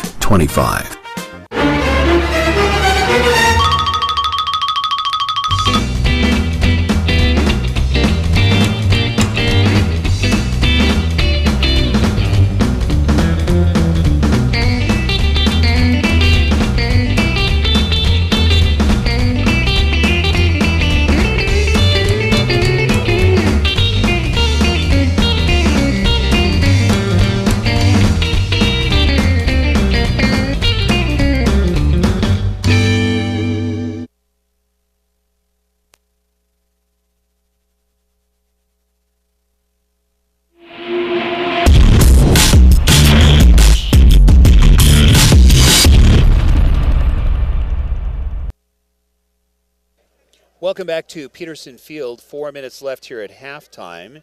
And we want to give a special kudos. Today's game is in compliance with and endorsed by CHASA, the Colorado High School Activities Association, who seeks excellence in academics, activities, and athletics. CHASA acts as an integral component of the educational process, promotes fair play activities and athletics, provides diverse and equitable opportunities for participation that encourages all qualified students to take part in the activity and athletic experience, and recognizes the outstanding accomplishments of Colorado athletes, teams, and coaches. The Colorado High School Athletics Association, an integral component in the success and positive experience for students in high school sports. Chris Allen here with you, about 3 minutes out from the opening bell again here for the second half. And as we mentioned, no surprises as far as numbers are concerned. As far as CHASA playoffs are concerned and already played in the 3A conference, some numbers there for you. Pueblo East beat Lewis Palmer 49-10, and it was Discovery Canyon over Rifle 43-20. Last year, if you recall, it was Rifle that beat these Roosevelt Rough Riders, and the score was 12-0 right here on Peterson Field. Other scores or other games today, it's Fort Morgan against Pueblo County, Palisade against D'Evelyn, Evergreen against Holy Family, Delta against Harrison, and the Classical Academy, and they are going against Meade.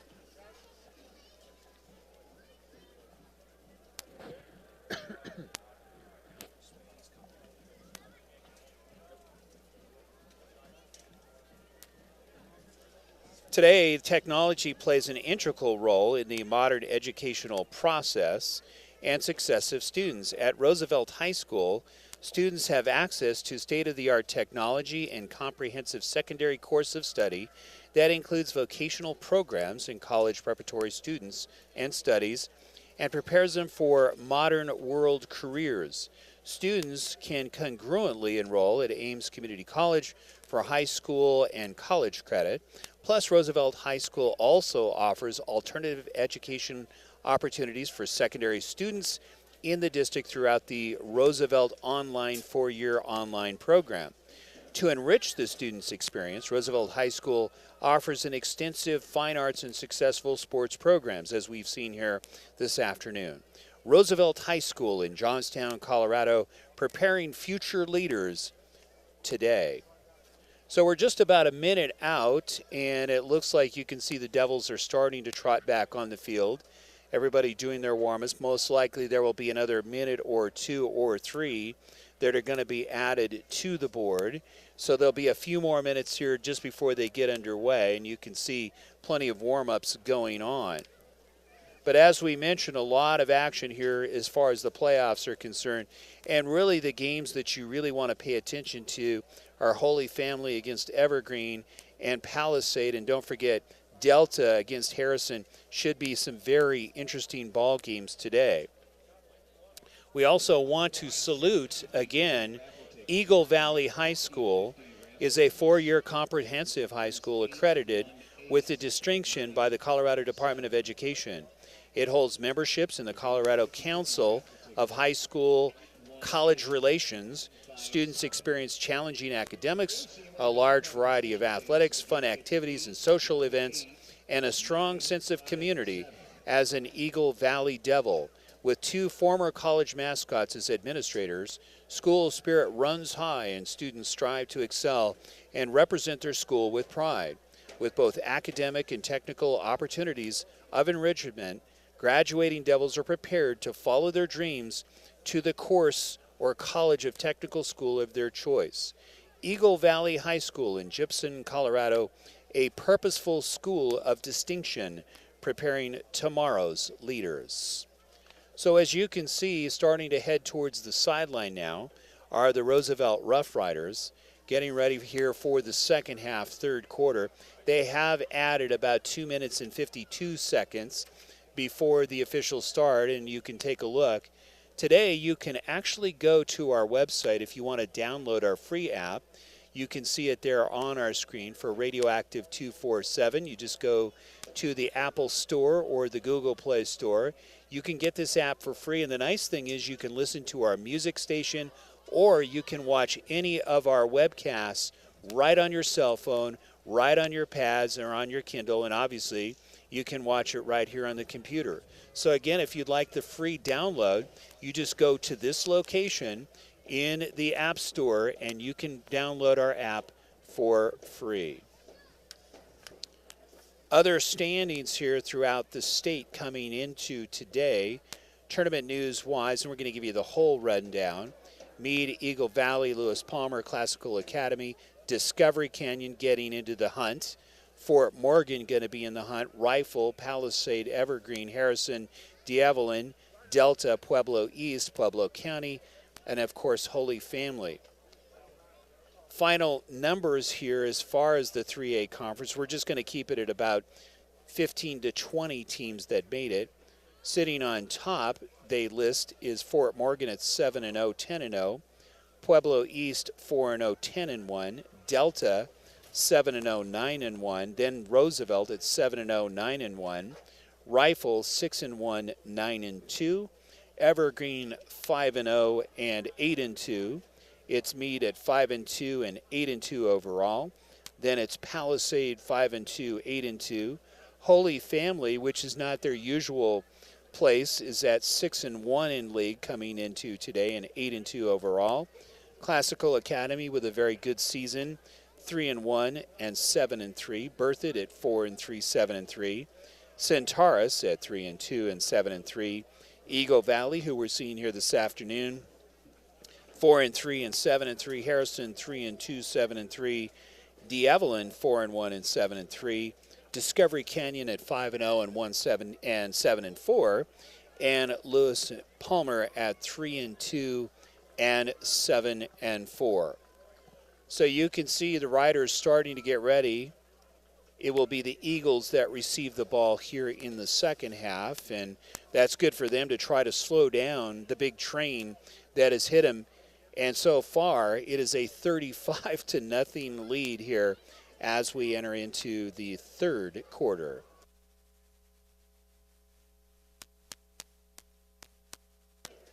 So it's Vargas lining up here to get the kickoff here for the second half. Again, we're going to try to get some post-game interviews. Last time we were here, had a chance to talk with Holguin, the quarterback that was backing up. And, of course, it was Christian Mazak. We'll see who they send to us today. So the ball going to be taken, goes into the end zone, so it'll be a touchback, and Martin and the offense to begin once again for Eagle Valley. Good to have you along on the game of the week. It is Chris Allen, Warren Ray, John Weeding, and Dean Popejoy on camera bringing it to you from Peterson Field here in Johnstown, Colorado. Good to have you along. Beautiful day. Especially if you're a Roosevelt Rough Rider fan with a huge lead. And potentially they go to a mercy rule after 40 points. So once Roosevelt scores at least 5 more points, you will see a running clock for the rest of the game. There's a handoff. Got about a half a yard on the play. That'll bring up second down.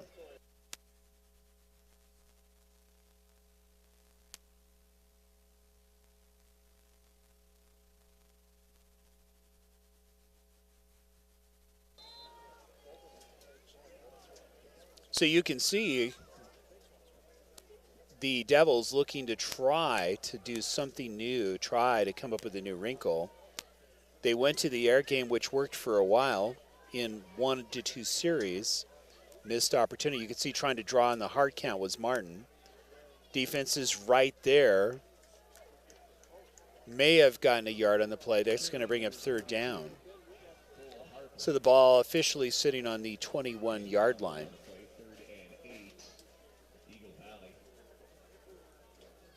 So Eagle Valley coming from Gypsum, long ride. Last year it was Rifle, also on a long ride, coming here on a very cold day in the second round of the playoffs. Martin looking, there's the pass, nice completion. And a nice defensive play knocking it down, but coming up with the ball is the Devils. But you could see reaching in. It looked like it was Mazak reaching in, thought he had the ball. And that could have been another good defensive play, knocking the ball loose, but the Devils falling on the ball.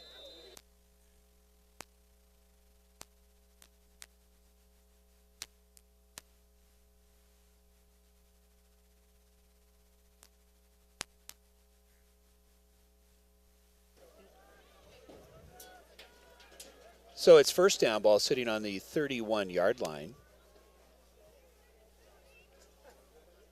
Man in motion. Play action looking, got a man open in the flat and almost picked off. Several players in the neighborhood, one of them being Austin Smith. Could have been a pick six, literally. So living dangerous is Martin here for the Devils, but really no choice in the matter. They have to go to the air, and they have to do something different. Now it looks like there's going to be a flag on the play, and they're going to mark this one off at least 10. They're going to call pass interference. That's a tough play to call because, again, your defender is basically going to be very aggressive going for the ball, and it's one of those timing plays as to when you go for the ball.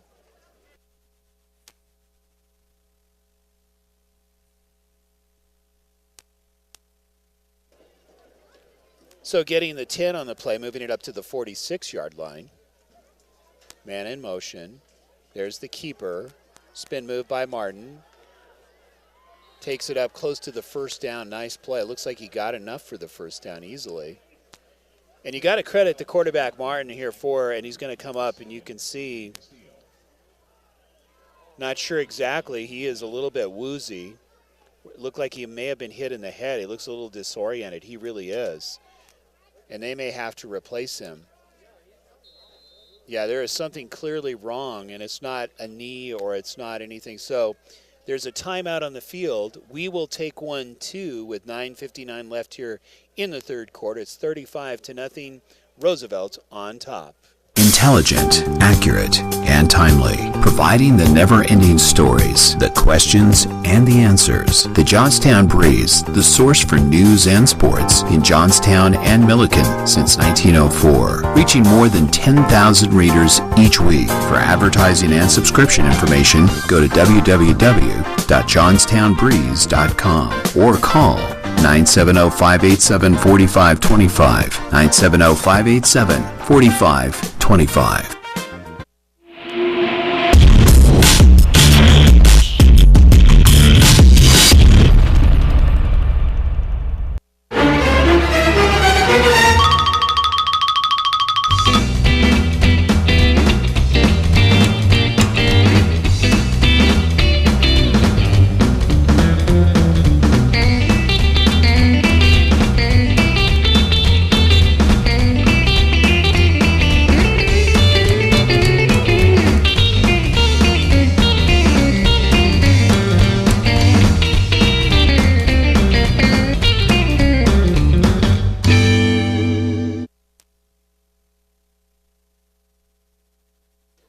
Welcome back to Peterson Field, and apparently there's a running play going left side. Apparently what it was Martin got poked in the eye is what had happened. You could see it almost looked like the way he was moving around, you could still see him grabbing at his right eye there. But it looked like he was almost disoriented, so we weren't sure because of the hard hit initially if he had been really kind of knocked silly. But he was poked in the eye on the tackle. So on the running play, they gain 3. It's now 2nd and 7. Ball sitting on the 41-yard line. Martin looking. Got a man wide open and coming up with the ball. If that had been a little better pass, Sanchez with the reception, that could have been 6.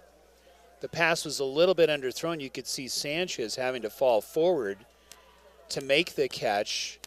But in the neighborhood was Ray Garcia, but a missed coverage, and he could have easily scored 6 there. But nonetheless, it was a nice throw and catch, and the ball now sitting on the 25-yard line.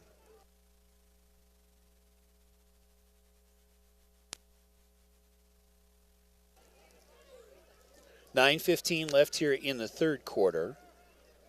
Really the success of Eagle Valley has been doing just what they're doing now, going to the air.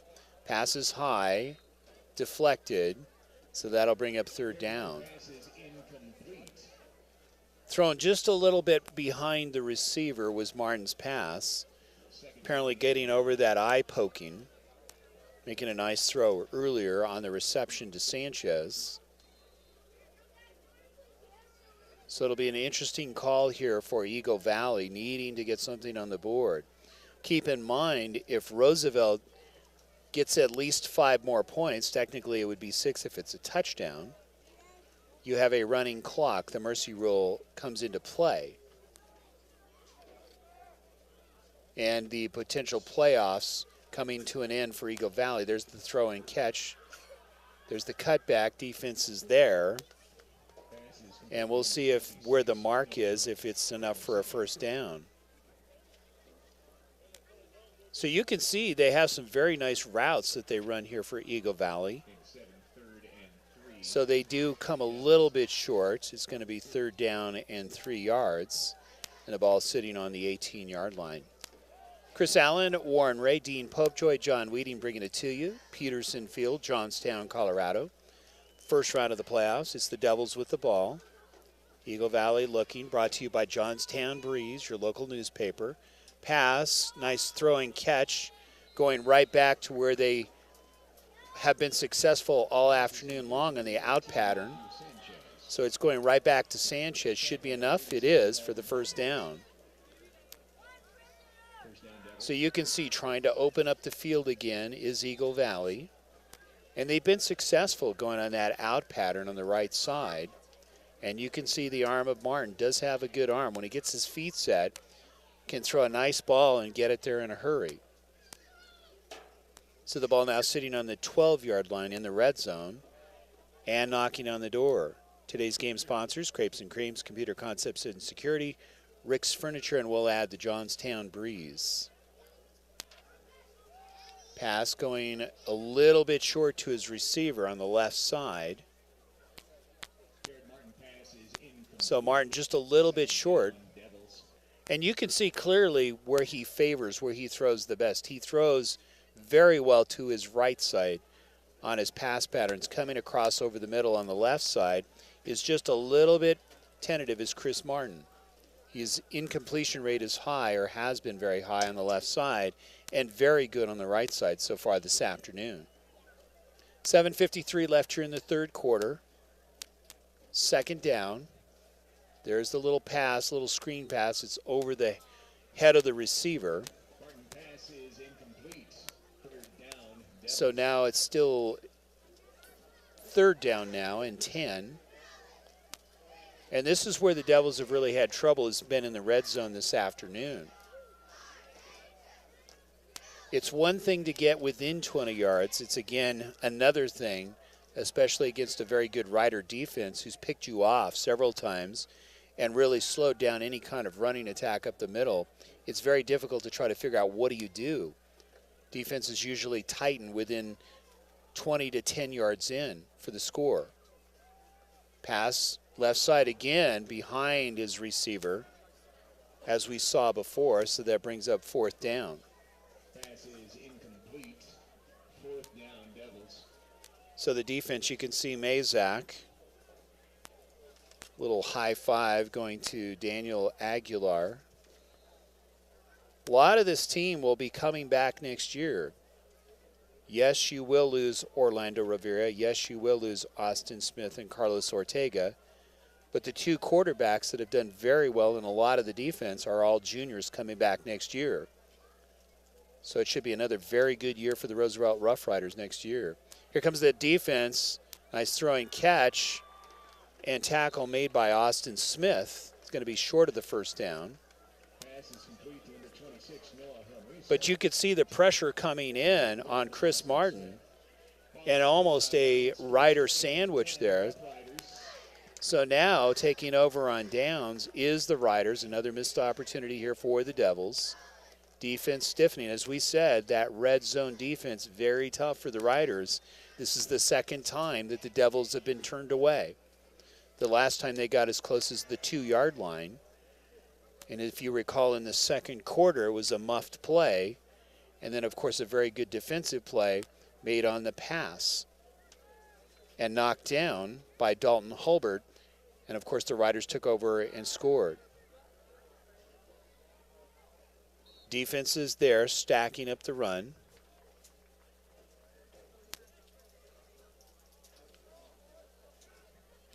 So it was Hurtado on the keeper, and that's going to bring up second down. Second and 10, Rough Riders. Other scores in the 3A conference this past week, or coming in, it was Pueblo East over Lewis Palmer, 49-10. Again, another good defensive play here by Eagle Valley. And going down hard was Carlos Ortega. So the scores as of yesterday, early in the playoffs, Discovery Canyon winning 43-20. Last week, it was Lutheran over Skyview, 53-7. And it was Vista Peak over Elizabeth, 54-27. Here's the running play. Nice cut. Going to be enough for the first down. Loose ball. We'll see if he was down. So it was Hurtado going right side over the tackle. and easily getting the first down. Hurtado having a very nice game here today. Again, we had reports that there were some knee issues, and you can see being helped off, speaking of issues, is Ray Garcia, and he's not able to put any pressure whatsoever, and it looks like the right leg. So they're going to help him off, and there's no way. He can't even put pressure on that leg. That is not a good sign. And you can see the leg dangling. We're not sure if that's a broken leg or not. Wow. 6:28 left here. You never know what you're going to see in a playoff game. Man in motion, pitch left side. There's the cutback waiting for the blocks was Carlos Ortega. Carry number 3, Carlos Ortega. Tackle 75, Griffin Lay. Second down, Rough Riders. So it's second down. It looked like no gain on the play. Ball still sitting on the 18-yard line. 35-0, Riders.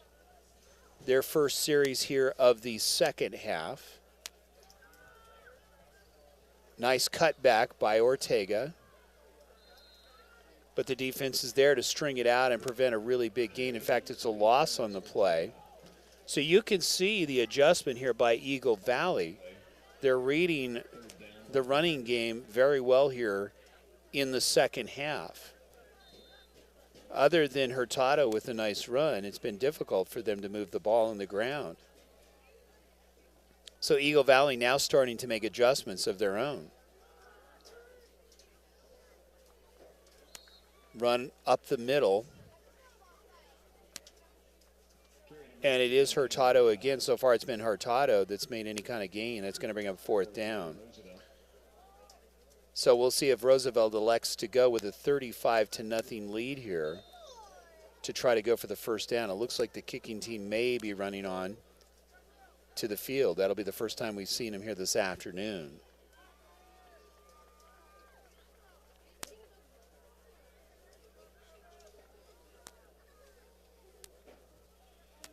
With the Riders, this is a team that clearly can get a first down if they choose. I would not be surprised if they did some kind of a trick play here, because it's Mason Holguin that's the blocker there for the kicker, who is Dalton Holberts. And Mason Holguin, who we saw just a couple weeks ago against Erie, also can run the ball very, very well. He's the backup quarterback. And you look at the situation here with Cameron Hurtado and Holguin, both can throw the ball very well, both can run the ball very well. So it's always a quarterback competition every year. Kick's going to go taken on the 38-yard line. Cut back, finds a little bit of a hole, finds a seam, takes it up to about the, we'll call it the 42-yard line, where the Eagle Valley Devils will start up once again. Good to have you along on the game of the week from Peterson Field. Today's game brought to you by Crepes and Creams in the Westlake Shopping Center.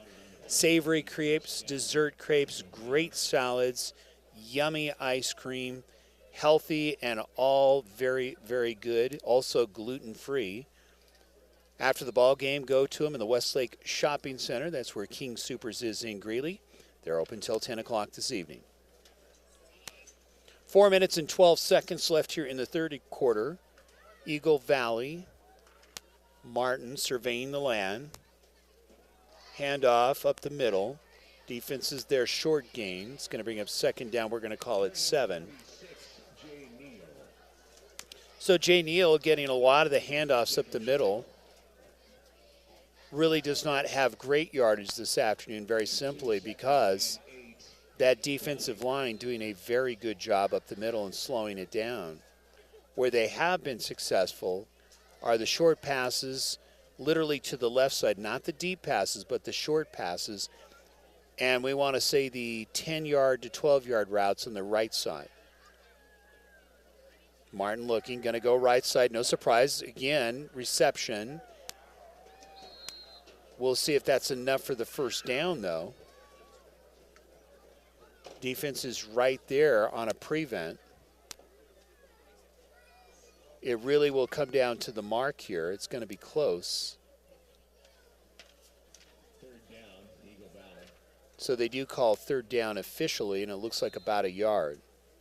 Ball now sitting on the 34-yard line. So again, if you're Chris Martin, he's done a very good job against a very good defense today.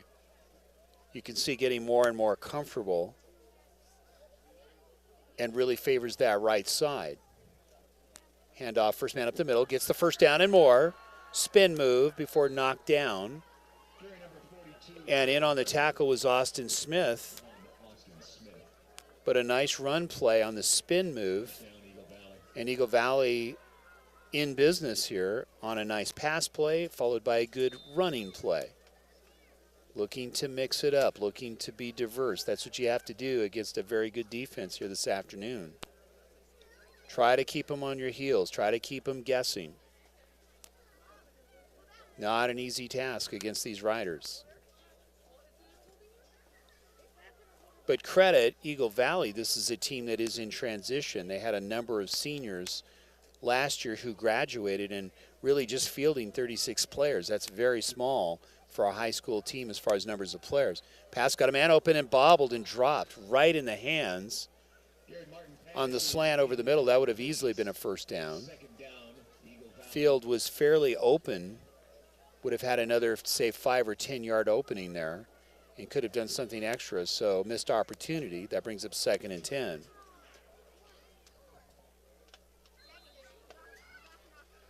Really will be anxious to see what some of the scores here. Fort Morgan, of course, undefeated coming into today. And Holy Family, a very tough team to play, very competitive.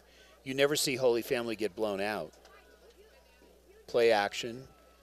Going to hold and run. We've seen Martin do this before and has been successful. Depending upon the mark, going to be close to the first down. So Martin, again, with another very good read. And you can see coming up a little bit sore. Left arm might have gotten a stinger there. Looks like the left forearm, and you can see he's not feeling very good there. He's lucky that was not a stinger, and that was his forearm. Stingers will literally paralyze you for a few minutes, and sometimes, depending upon the nature and where the stinger is, will last over a day or two before you get the numbness out of your arm. You hear that a lot in college football. Handoff, nice run up the middle. Going to go in for the first score. So Eagle Valley with a touchdown of their own. A nice series. Good passing, good running, good decisions made by Martin. And they put 6 on the board with 1:16 left here in the third quarter. So this young team having to learn the lessons the hard way against a tough Roosevelt Rough Riders defense. And a very good job of executing to put 6 on the board.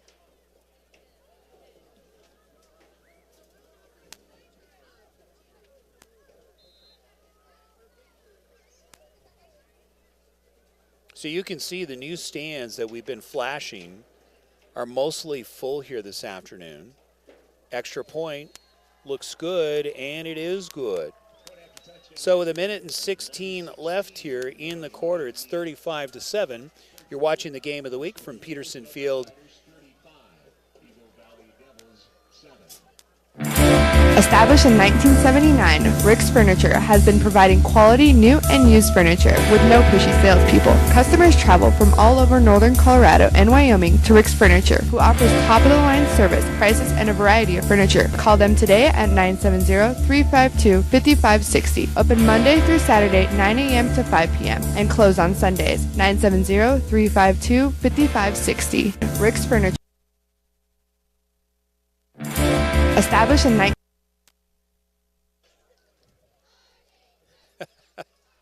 Yeah, it could be. Chris Allen here with you. Good to have you along. We're not a normal bunch here that bring these games sometimes.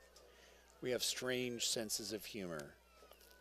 Yeah, we're suffering from spider attacks and paint and all kinds of syrup in our sodas that cause all kinds of weird reactions, but it's good to have you along. So the Devils with a very nice drive. Got to feel good about what they just did, putting 7 on the board. Riders turn with a minute 16 left. Ball taken on the 5-yard line. There's the cut. It's Orlando Rivera stringing it out, trying to get some extra yards there. So the offense comes back onto the field. Cameron Hurtado leading. And Rivera with a nice little run there to set it up. So really, this is one of those series here where you're setting it up for the fourth quarter. We have seen the Riders score very quickly on pass plays. We saw earlier, with 3 seconds, they threw a long pass, took it into scoring position. Of course, they went on and got the score. So do not count these Riders out. With a little over a minute left, they can score very quickly if need be, with the pass or the run. Defense is there, stringing out Carlos Ortega. Looks like a loss on the play, about a yard. This is going to bring up 2nd and 11. So a little bit of momentum being displayed here by the Eagle Valley Devils. Peterson Field, beautiful here today. Perfect football weather, just cool enough to where you need a slight jacket, but you're not freezing like you would if it were a night game here tonight. Clock is running. Handoff, nice cutback, going to get the first down and more on the spin move, taking it up to about the 39-yard line. Carlos Ortega. Wow, how dangerous is Carlos Ortega? Hitting the hole hard, opened up by the left guard and tackle, and the extra effort on the spin move and breaking an arm tackle, getting the first down.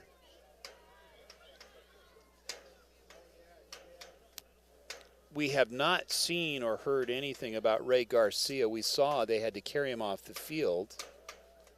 We're trying to get a visual to see if he's still around. They may have taken him to the locker room, but you could see it did not look good. We can see now he is standing on the sideline, but his helmet is off. And he doesn't have his helmet, so usually that means when they take the helmet away from you, that's it. So the third quarter coming to an end. It's 35-7. Riders on top. We'll take a timeout.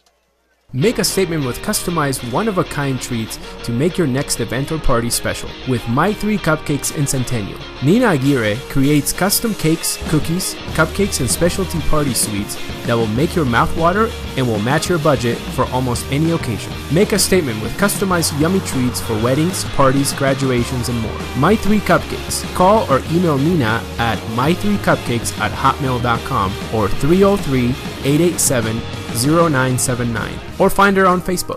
Got a sluggish computer that just doesn't want to get out of bed in the morning? Computer Concepts and Security can diagnose, find a solution, and remove those nasty viruses that nag at your computer. Call Rich Harris, who has over 25 years of computer diagnostic, repair, and improve your computer performance while finding solutions to keep your computer safe from viruses and hackers. Call 970-388-3317, 970-388-3317, or find him on Facebook. Welcome back to Peterson Field. Entering into the fourth quarter, handoff, and taken down on the running play. We'll get you a number. It's Mason Holguin now coming into the fourth quarter as the quarterback, and a very good backup quarterback, could easily start. We saw him start against Erie. So really, you're gaining different kinds of experience. He can also run the ball very well, and as we saw against Erie, passes the ball very well. So you have two very good passing quarterbacks when needed here in the Roosevelt Rough Riders. Loss on the play, that brings up 2nd and 11. First man through, actually keeper, Holguin, nice gain. Looked like he got about 6, maybe 7 on the play. We had a chance to talk with Mason, very excited about his first start ever against Erie, and did a fine job. Really not losing anything when Mason comes in. Both Hurtado and Holguin are juniors, so again, you'll see some competition next year. But what we saw, knowing these two young men, they probably support each other very, very well. There's movement on the play. We'll see. Holguin's going to keep it. Right side, going to get the first down as he gets up to midfield. So again, another very good run play and a good read by Mason. And you could see talking to Coach Easton, getting the play, talking about what they're going to do, looking for the openings. They're always looking for holes and how they can beat the defense. And the key here is you have a quarterback that likes to throw on the run. By what we've seen here so far, Hurtado stands more in the pocket when he throws. And the last time that we saw Holguin can throw easily on a play action.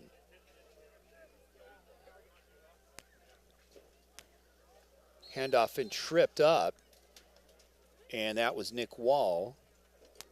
Carry number 20, Nick Wall. So there's going to be a loss of a 1 to 2 yards on the play. They're listing it as 2nd and 12. 9:55 left here in the ball game, 35-7. Roosevelt in command here. Another score, and pretty much the ball game is over. Any kind of a chance, but really, we're not going to call it early, but it's going to be tough to come back against these Riders. There's Holguin on the keeper, doing a move to avoid the tackle. Got a couple on the play. That's going to bring up 3rd down, and we're going to call it about 9.5 to 8. Ball sitting on the 48-yard line. Today's game brought to you by the Johnstown Breeze, your local newspaper. Great sports updates, local news, insightful news. Johnstown Breeze.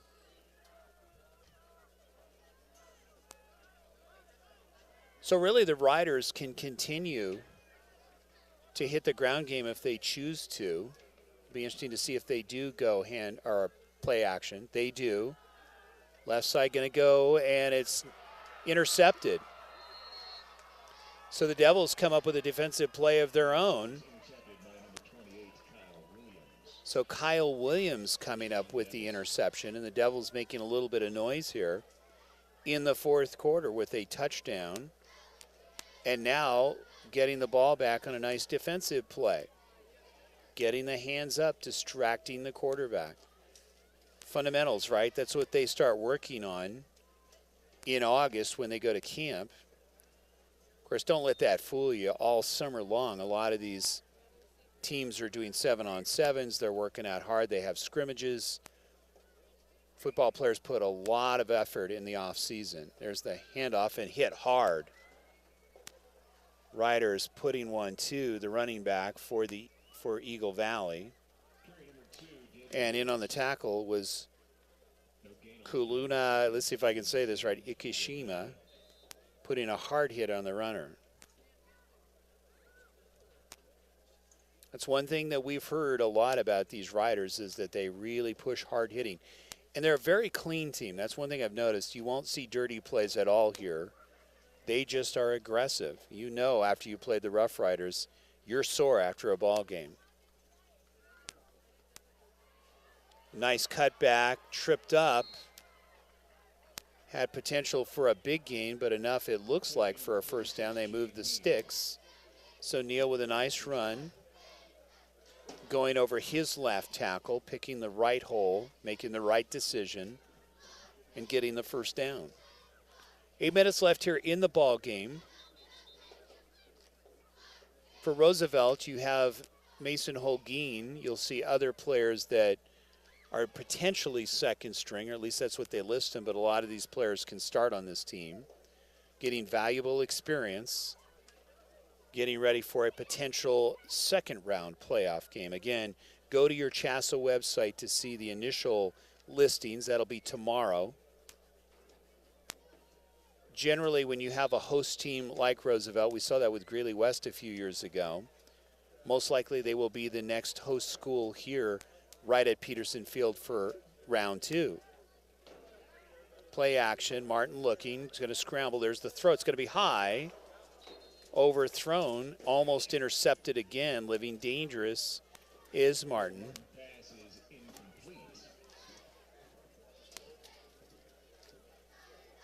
Again, when you're running for your life like that, very difficult to try to get the ball down. you're surveying and you have to make a very quick decision. And when you see a host of riders around your receiver, the obvious temptation is to try to throw it up high because you don't want to have it picked off and go for a pick six. So Martin again running for his life there. 2nd and 10, ball on the 44-yard line. Handoff, left tackle, spin move. Runner picking the hole, got about 3 on the play. Carry number 46, Jay Neal. So Jay Neal Number 42, Noah Craig. getting 3 very tough yards. Actually, check that, 4 tough yards. Down Devils. So it brings up 3rd down. Devils with a little magic act of their own, picking off the last pass of Holguin. Looking to try to keep this series going and get some kind of a score here with 7 minutes left. Man in motion. Somewhat of a play action. Got a man open and broken up. Nice pickoff play potentially by Orlando Rivera. Rivera all over the field. You look at that secondary, and they've been everywhere this afternoon, Rivera being one of them. Ray Garcia, who's standing on the sideline. We do see a brace on the right leg, but he's able to stand as Ray Garcia. But you could see that leg was dangling when they brought him out. But he is now standing on the sideline, but he does have a silver brace on his leg. Man in motion, going pretty much all pass now. High pass again, not even close. So it's going to bring its 4th down. And the ball gets turned over. And Roosevelt now in fairly good field position with 6:53 left here in the ball game and can add some more numbers on the board. Keep in mind, Roosevelt is a team that averages 43 points a game. So I would not be surprised if we see them score at least 6 or 7 more points before this contest is over. Leaders in the state, and these are some huge numbers passing-wise, and very close. And we say this because we will probably see potentially these 2 quarterbacks facing off.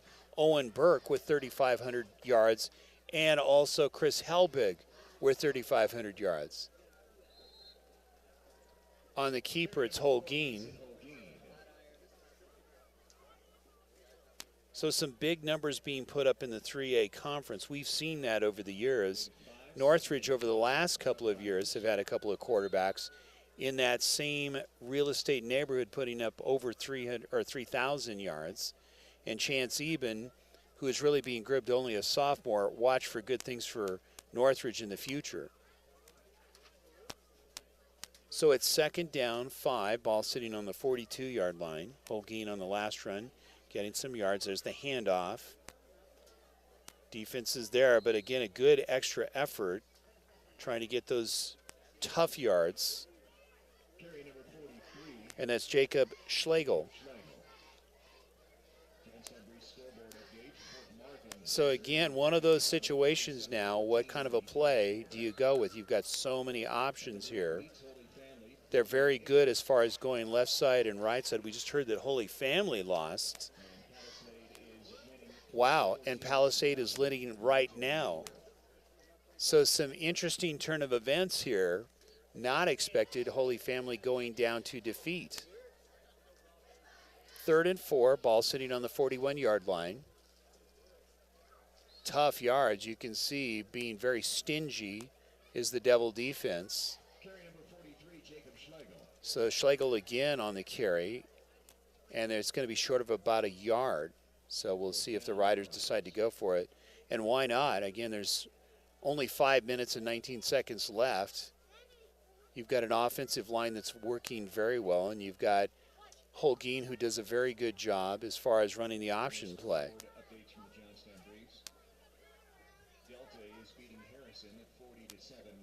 So Delta over Harrison, 40-7. This is late in the ball game.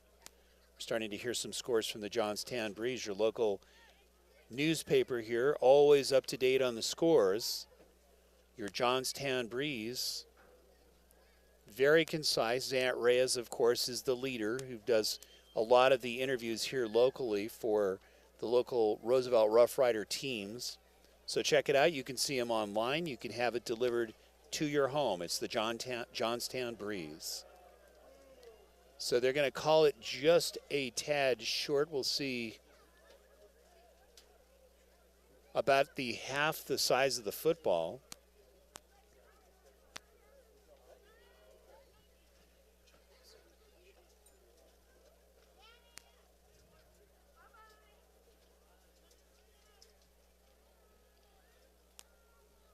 So you can see it right there how close that was. So again, at fourth, and we're going to call it about 6 inches or less. Get out your ruler, literally. I won't go as far as micrometers are concerned.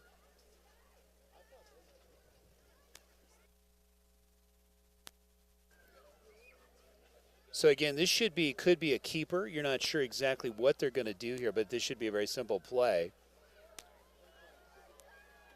Really, it'll be that first block that'll make the difference.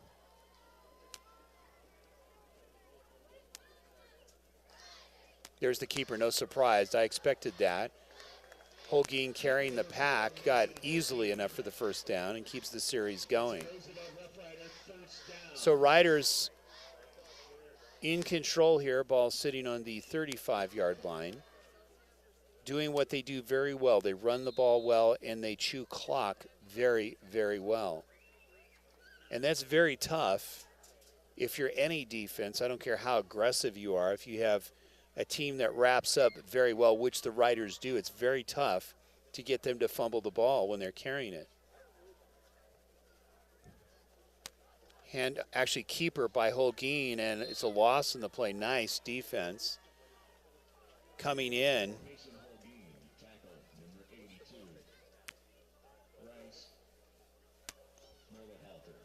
So Mulhalter in on the tackle, and you could see beating the offensive lineman from his defensive inside and making a nice play. So that brings up 2nd and 11, ball sitting on the 36-yard line. More importantly, you're chewing a lot of clock here. 4:13 left here in the ball game. First man through, nice cutback, going to get the first down. On the run is Angelo Hurtado. So getting another first down is another Hurtado, not to be confused with Cameron Hurtado. It usually runs in brothers. That's what we've seen. Families in high schools, you see a lot of very competitive athletes, and you see one generation replaced by the next. And a nice run by Angelo. Clock is running. Nice sustained drive here by the Riders. In cruise control, 35-7. Really, it's a matter of how much do they want to put on the board. There's a flag on the play. So they're calling a delay of game. You don't see that very often in high school football. Very rare when you see a delay of game. Today's game is brought to you by Radioactive247.com, the music station. If you're into progressive and hard music, it is 24/7 and it is intense rock. That's all we can say, so check it out. Handoff, breaking tackles, nice. Breaking those arm tackles was number 43, and it's Jacob Schlegel. But there is a flag on the play. We're not sure if this is going to be some kind of a hold. Usually when you see it that fast, it's a hold of some sort. I did not see any kind of a personal foul from here, but we'll see. We'll let the stripes determine this. They call a face mask. So that's going to move it that much closer and an opportunity to score here that much quicker here for the Riders. So the yellow hanky, the infection, if you will, of the penalty flag comes out and it stings the Devils. So it's now 1st and 10, and the ball is sitting on the 10-yard line. Plenty of time to add 7 more. And close to that season average, literally.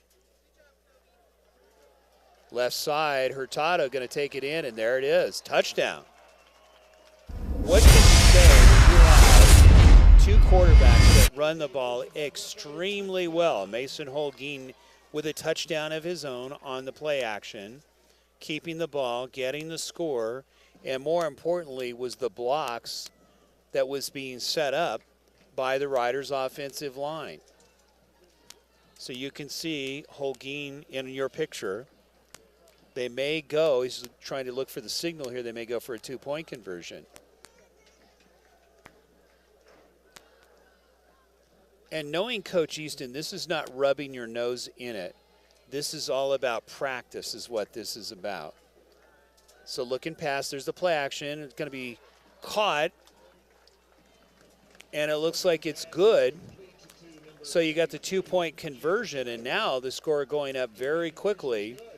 And it's now 43-7 here in the fourth quarter with 3:15 left here in the ball game. We'll just keep it right here, and we'll talk about some more numbers. Again, some surprises. Holy Family going down to defeat. That's a team we expected to see go deeper. So now knocked out of the picture, Palisade is very much in command late in that ball game. So potentially we could see Palisade coming here to Peterson Field. Again, watch your CHASA website. That could be a very, very good ball game as far as numbers are concerned. Palisade having another very good season. Anybody that's in the top 10, you're going to see some very competitive games. Meade, of course, also in that top 10 from Longmont. So you can see the cheerleaders now getting their workout in. We've seen that in other schools where they have different teams that'll come racing down the sideline. And the cheerleaders now doing 43 jumping jacks. So they're getting their workout in today. There you can see the shot by cameraman Dean Popejoy. So getting their workout in. So the ball going to be taken. It's going to go out of bounds. There goes the flag. 3:15 left here in the ball game. So the predictions so far, and this is by Max Preps, this is not our own. We're going to give you the predictions. Already, the crystal ball has been broken for Max Preps because Holy Family was listed number 5 to continue to move on. They're out. But, of course, Roosevelt, number 1. Pueblo East, number 2. Delta, number 3. Palisade, number 4, who's leading. We're going to just skip by number 5. That's Holy Family Rifle, number 6. The Classical Academy, number 7. Fort Morgan, number 8, who's undefeated. Another good potential ball game we could see. Discovery Canyon, Meade, Evergreen, Lewis Palmer, and Berthoud sitting at number 15.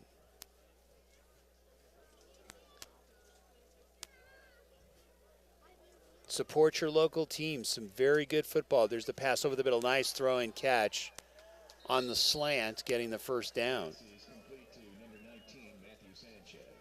Sanchez with a number of catches, both on the right side and over the middle, getting the first down. That really is their bread and butter. But you can see Roosevelt now playing more of a prevent defense where they back off and give the receivers 2 to 3 to 5 yards. They're more concerned about just keeping the play in front of them.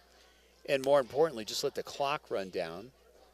Ball sitting on the 48-yard line of the Riders. 43-7, that's the season average for the Riders, putting up 43 points. Oddly enough, last year's victory knocked down, almost picked off on the play. That was Noah Craig on the knockdown. But oddly enough, it's almost deja vu here at Peterson Field, because last year the final score was 42-7, and right now we're sitting at 43-7 with 2:41 left here in the ball game.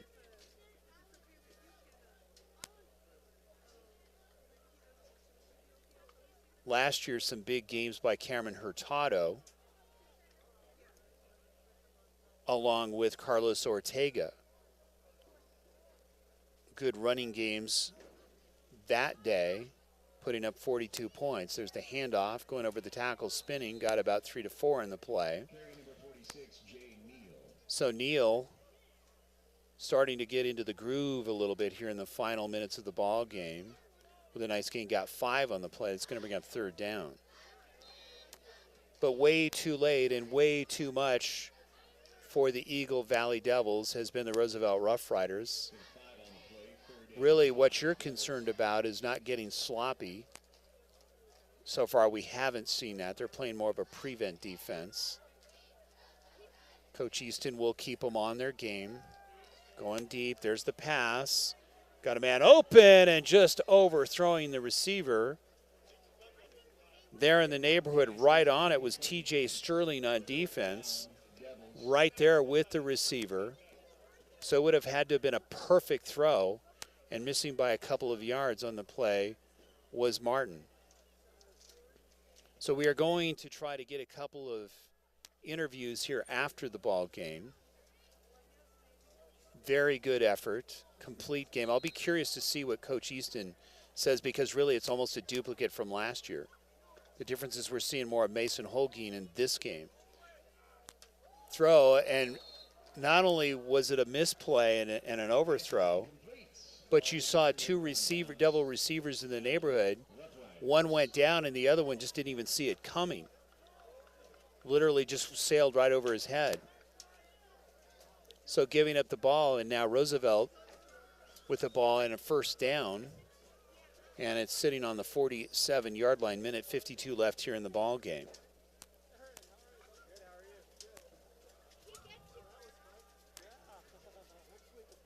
So you can see the local press getting ready to interview and get set here for the Riders. Most likely Coach Easton will be one of the interviews. We might even see Cameron Hurtado. We're going to try to get him in here.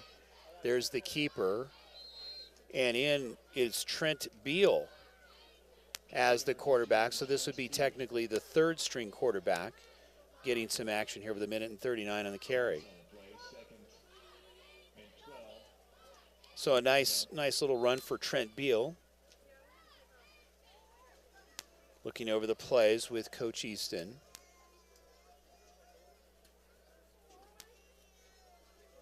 Nick Beal is a freshman getting some action here this afternoon. 2nd down, 12 yards. Ball sitting on the 40. Handoff, nice cutback. Going to get the 1st down and more. Race to the house. Heading home. Going to be a touchdown. And there it is with a huge run. It's Angelo Hurtado. What is it with the name Hurtado? Huge burst, just blowing by the defense. All set up by an initial good block on the offensive line. Hitting the hole very hard. Really kind of an attempt at a one-arm tackle. But Hurtado just blasting through it and getting the run in the touchdown. Keep in mind the ball was on the 47-yard line, so a huge run. So it's now a 49-7 lead. And trying to go 2-point conversion and nothing going. Some angry Devils there on the tackle and taking Beal down. But that is pretty much going to do it. The clock is going to run out. So Roosevelt goes on to a huge victory, winning 49-7 here from Peterson Field. We're going to take a brief break. We're going to try to get some interviews. You're watching the game of the week and the final score, 49-7. We will be right back.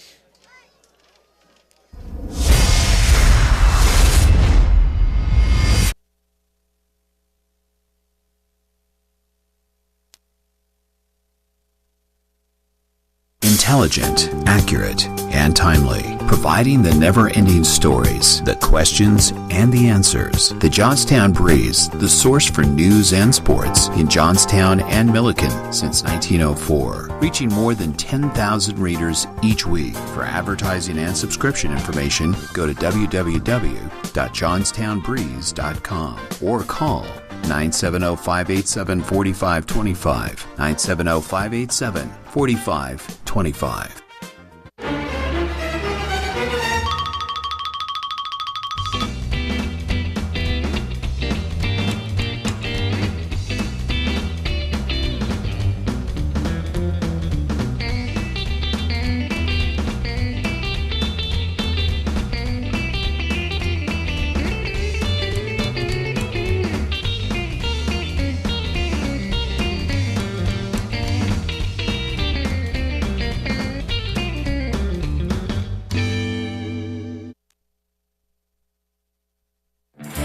Established in 1979, Rick's Furniture has been providing quality new and used furniture with no pushy salespeople. Customers travel from all over northern Colorado and Wyoming to Rick's Furniture, who offers top-of-the-line service, prices, and a variety of furniture. Call them today at 970-352-5560. Open Monday through Saturday, 9 a.m. to 5 p.m. and close on Sundays. 970-352-5560. Make a statement with customized one-of-a-kind treats to make your next event or party special with My 3 Cupcakes in Centennial. Nina Aguirre creates custom cakes, cookies, cupcakes, and specialty party sweets that will make your mouth water and will match your budget for almost any occasion. Make a statement with customized yummy treats for weddings, parties, graduations, and more. My 3 Cupcakes. Call or email Nina at my3cupcakes@hotmail.com or 303-887-0979 or find her on Facebook.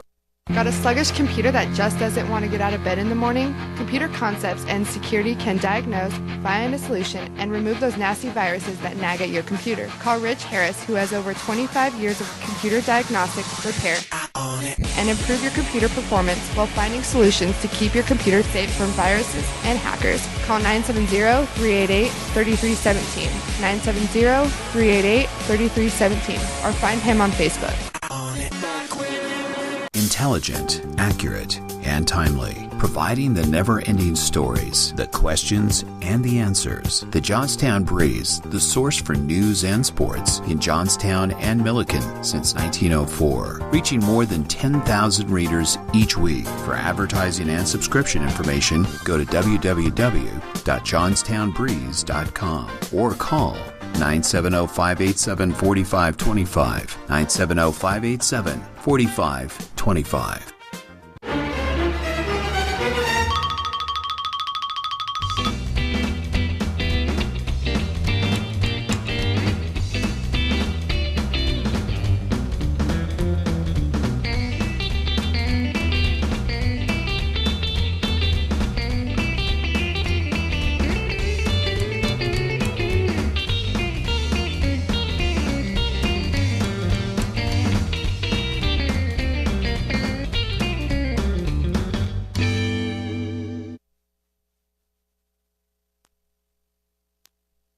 Got a sluggish computer that just doesn't want to get out of bed in the morning? Computer Concepts and Security can diagnose, find a solution, and remove those nasty viruses that nag at your computer. Call Rich Harris, who has over 25 years of computer diagnostic, repair, and improve your computer performance while finding solutions to keep your computer safe from viruses and hackers. Call 970-388-3317, 970-388-3317, or find him on Facebook.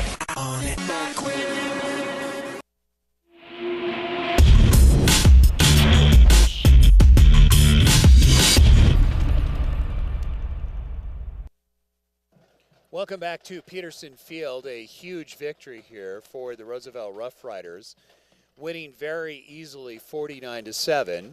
We're going to try to get some interviews here, some post-game interviews. You can see on the field a number of really the fans rushing out there to hang out. A post-game talk here by Coach Easton, of course, congratulating, probably encouraging, and knowing Coach Nolan Easton will be another learning experience. Really, it's one of those situations where last year at this time, the Roosevelt Rough Riders again beat this Eagle Valley Devils team 42-7, and for good measure added 7 more this year and put up 49 points on the board. Oddly enough, the team that we thought we would see potentially playing against Roosevelt coming away, we expected to see Holy Family. They went down to defeat. So again, really in summary, it was a very complete ball game here this afternoon. It was both the offense and the defense, and really in the first half, it was the defense that fed the offense, and the offense with some good plays on some interceptions, knocking balls down, obviously coming up with some loose balls, and then it was some very good play by Cameron Hurtado, a very good day by Orlando Rivera, Carlos Ortega. And then we saw really some of the wave of the future in Angelo Hurtado, especially on that final run, taking it to the house and getting a touchdown. But really a complete game here this afternoon. and we can see several of the players coming up here momentarily. So we're going to take a brief break, and then we're going to come right back, and we are going to be talking in just a moment with Cameron Hurtado, and we'll also be talking to Carlos Ortega. You're watching the Game of the Week on Radioactive247sports.com. We will be right back.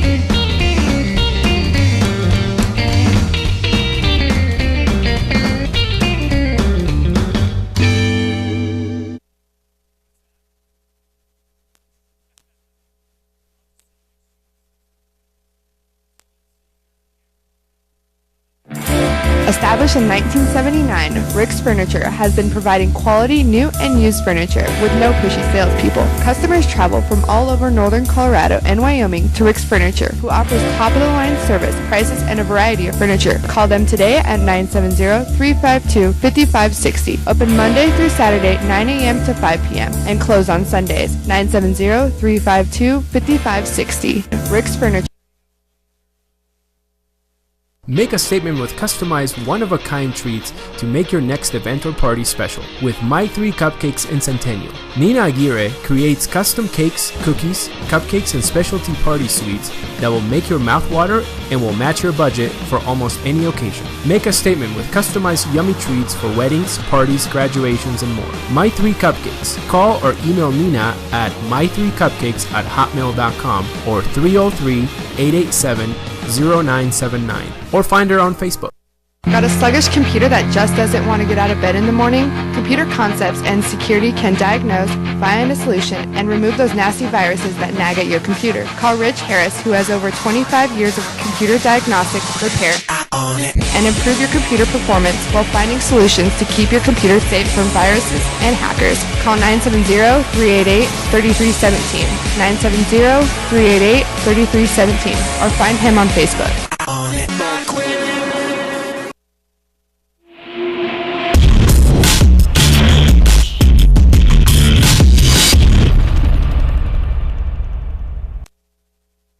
And welcome back to Peterson Field. We have the quarterback for the team here for the Roosevelt Rough Riders and also the running back. And what a great game, guys. We'll start off first with you, Cameron. This is Cameron Hurtado, ladies and gentlemen. Great game. You got to be thrilled about your opening round, Cameron. Tell us, what's it like to come into a playoff game like this? This is the second year that you beat Eagle Valley. You got to feel good about your accomplishments here this afternoon. Definitely, it's exciting, and we just want to keep it rolling, make sure we're getting past the second round and getting on to better things. Yeah, you know, one of the things that I've noticed, you guys, this is the second game we've done with you. The last time, Cameron, we saw Holguin was backing you up. How was it, a knee injury, or what was it that kept you out of the game? It was just a deep bone bruise, so getting better, feeling a lot better. Well, you sure didn't look like you were hurting today. I mean, the option play, this is what you do. And one of the things that I enjoyed watching you do, too, you're a very good runner. That's obvious. You could be a running back on any team anywhere in Colorado. But you have a very good arm. Do you like to throw the ball? Oh, yeah, most definitely. But, I mean, our offense isn't designed to pass, so it's always nice to get our option going. So, you know, that's one of the wrinkles that I think as you get into playoff games that you're going to surprise a lot of teams. As I analyze the numbers, I saw that obviously that's what you do a lot of, and your numbers were down on the passing side, but you throw a nice deep ball, you throw a nice slant over the middle. And is that something that you're kind of disguising and hiding a little bit maybe? Are we seeing a little, you know, wave of the future here as we get deeper into the playoffs? oh, yeah, most definitely. Make sure that we're always passing in practice, spending 10, 15 minutes, making sure that we're getting it cleaned up. Do you like pocket passing or do you like throwing on the run better? I'd like to scramble a little bit, get out there, run it around a little bit, and see what's open down the field. You got the wheels, and the nice thing is that when you do that, I've noticed you really allow your wideouts to get more time, to get more creative options. Is that part of the game plan where maybe you have like a go and then take off kind of a deal where you go and see if something's open on the short pass and then they take off? Yeah, that's definitely we have a read play where it gives them the option to read the defender, and if he could get over the top, throw it over the top, of course, and then if not, he hooks them underneath. So Now, you two, I interviewed Mason last time, okay? And I see some similarities, but I see a little bit of differences in the way that you play, too. Do you guys encourage each other a lot, or is it like you guys are enemies and go, sorry, dude, I'm taking it today? I'm joking, of course. I'm sure you guys encourage each other a lot. Oh, yeah, for sure. We grew up together, and we've been best friends since preschool, so it's always awesome to watch him play and have the support from him. So now, who's the better thrower? Who's the better runner here? I don't know. He's He's joking. probably a better passer. No, I'm joking with you, of course. No, you guys are both very good. I'm just messing with you a little bit. So now as we move forward, what's the thinking? I know they always say one game at a time. And I'm sure knowing Coach Easton, he's a very smart, very heady coach. Is that what he tells you? Don't look too far ahead. Focus on what the next task ahead. What's the kind of things that he tells you guys? Yeah, just keep on going. Get 7 more days, and then make sure we're focusing on our opponent, executing our offense, our defense, of course, and then just making sure we look good every week. And I know you lost in the second round last year. I talked to Zant Reyes about that and how that all happened. But this is a year later. You're a year wiser. You've got more experience. How important is that from last year? What kind of lessons did you learn from last year coming into this year? Oh yeah, definitely.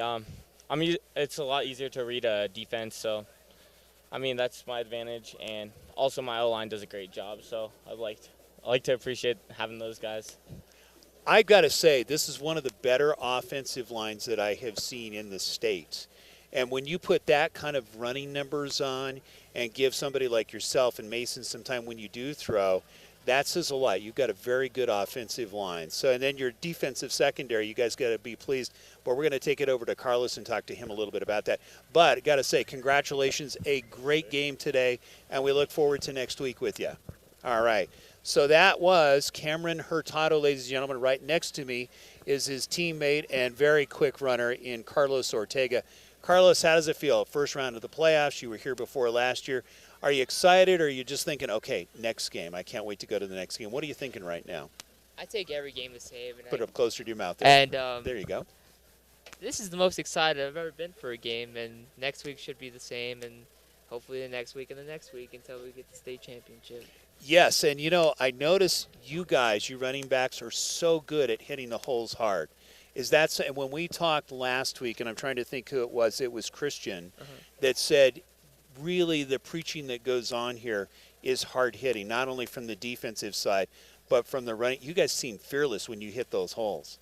Yeah, they preach to us that we have to be the aggressors on offense, which is unseen almost, but we have to do it, and it's our style of offense, and we've ran it for a long time. Now, what's it like going into a playoff game here in school? I'm sure there's a big buildup emotionally with all the students. Is there a lot of excitement coming into a game like this today? Yes, it seems to be what everyone wants to talk about all week, and, well, the pressure's on, but we deliver. So. Oh, big time did you deliver today, putting up 49 points. And I really felt at one point, if you had wanted to, you could have put up more points. I really felt that with the way the offense. Got to really be pleased, and I want to ask you about your defense. We saw some nice pickoffs, some very good aggressive play. Is your defense usually that good? Yeah, they work hard. They're just a sleeper team, on defense, and people like to focus on the offense more than the defense, but the defense doesn't put up a lot, doesn't get lit up, Yeah. And, well, they shut teams down and they keep us in the games, so we got to give credit to them too. Yeah, I was very impressed with the way that they fed the offense. If you think about it, some of the early scores were set up because of good defensive plays on the pickoffs, and then you guys just took it home and scored. I got to bring this up. Is this your brother? Now, again, I'm still learning. Is Angelo your brother? No, he's my little cousin. He's your cousin. Okay, I was trying to figure out. I thought, is this a brother? And we see the next wave of Hurtados coming in. I was just saying, what is going on with the Hurtado family? I mean, this guy, what did he go slam out about 52 yards on that last run? Go ahead and put it up closer to his mouth. Not a bad run. Yeah, but again, Bad you have to give Yeah. credit to the O-line. Yeah. They're always working, getting downfield, getting to backers, which is very appreciated by the backfield. So. Okay, so looking to next week, I don't care who answers this. What are you thinking? Do you care who you play? Did you hear Holy Family lost today? And I saw that, what was it, a few weeks or a month or so back, you played them with 64-63. What a shootout that was. Were you kind of looking forward to, oh, gosh, we get to see those guys again, or it doesn't matter who you play? It doesn't matter who we play. We just take it week by week, and whoever steps in front of us, well. Okay, anybody you really want to beat? And can I ask you that question? Or if you don't want to answer it, that's okay. So he's like, I want to beat those guys. We wanted to beat Rifle, but they lost last night. That's what we heard. Yeah, we really wanted to beat Rifle. So. Yeah, because of the loss last year. Mm-hmm. Yeah, okay. So most likely it'll be here next week. Let's hope for the same type of weather. We heard last year it was this kind of weather followed by the deep freeze, basically. Welcome to Green Bay, right? Yeah. So, ladies and gentlemen, it has been. We've had a very nice meeting here with Cameron Hurtado and, of course, Carlos Ortega. Guys, congratulations. What a great game today. We hope maybe we can talk to you next week. All right, good game. All right, congratulations. So, again, we're going to take a brief break. We're going to try to get back and talk to Coach Nolan Easton here in just a few minutes. Final score, in case you just missed it, was 49-7. Roosevelt winning away and winning big on both the offense and the defense. We will take a timeout. Are we off, bud? Okay, I guess we're still on. Okay. All right, so we're trying to get this one lined up here as far as going to break, and we will be right back. Established in 1979, Rick's Furniture has been providing quality new and used furniture with no pushy salespeople. Customers travel from all over northern Colorado and Wyoming to Rick's Furniture, who offers top-of-the-line service, prices, and a variety of furniture. Call them today at 970-352-5560. Open Monday through Saturday, 9 a.m. to 5 p.m. and close on Sundays. 970-352-5560. Make a statement with customized one-of-a-kind treats to make your next event or party special with My 3 Cupcakes in Centennial. Nina Aguirre creates custom cakes, cookies, cupcakes, and specialty party sweets that will make your mouth water and will match your budget for almost any occasion. Make a statement with customized yummy treats for weddings, parties, graduations, and more. My 3 Cupcakes. Call or email Nina at my3cupcakes@hotmail.com or 303-887-0979 or find her on Facebook. Got a sluggish computer that just doesn't want to get out of bed in the morning? Computer Concepts and Security can diagnose, find a solution, and remove those nasty viruses that nag at your computer. Call Rich Harris, who has over 25 years of computer diagnostic, repair, and improve your computer performance while finding solutions to keep your computer safe from viruses and hackers. Call 970-388-3317, 970-388-3317, or find him on Facebook.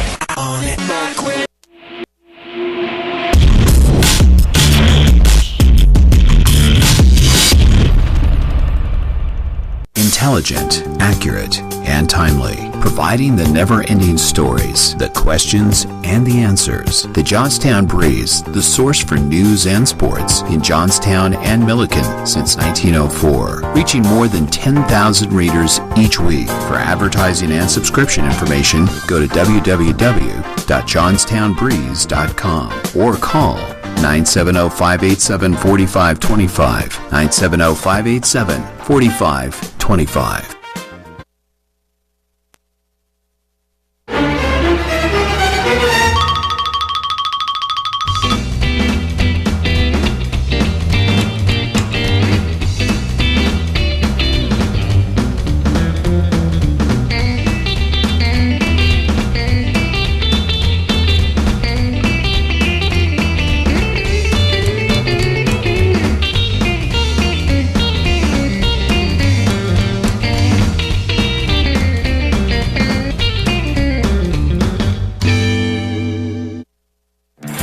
Established in 1979, Rick's Furniture has been providing quality new and used furniture with no pushy salespeople. Customers travel from all over northern Colorado and Wyoming to Rick's Furniture, who offers top-of-the-line service, prices, and a variety of furniture. Call them today at 970-352-5560. Open Monday through Saturday, 9 a.m. to 5 p.m. and close on Sundays. 970-352-5560. Make a statement with customized one-of-a-kind treats to make your next event or party special with My 3 Cupcakes in Centennial. Nina Aguirre creates custom cakes, cookies, cupcakes, and specialty party sweets that will make your mouth water and will match your budget for almost any occasion. Make a statement with customized yummy treats for weddings, parties, graduations, and more. My 3 Cupcakes. Call or email Nina at my3cupcakes@hotmail.com or 303-887-0979 or find her on Facebook.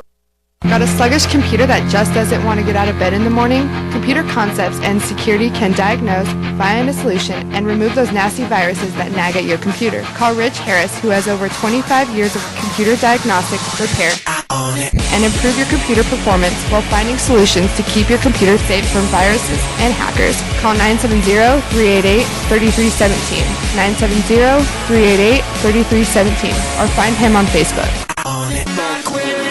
Intelligent, accurate, and timely, providing the never-ending stories, the questions, and the answers. The Johnstown Breeze, the source for news and sports in Johnstown and Milliken since 1904, reaching more than 10,000 readers each week. For advertising and subscription information, go to www.johnstownbreeze.com or call 970-587-4525, 970-587-4525.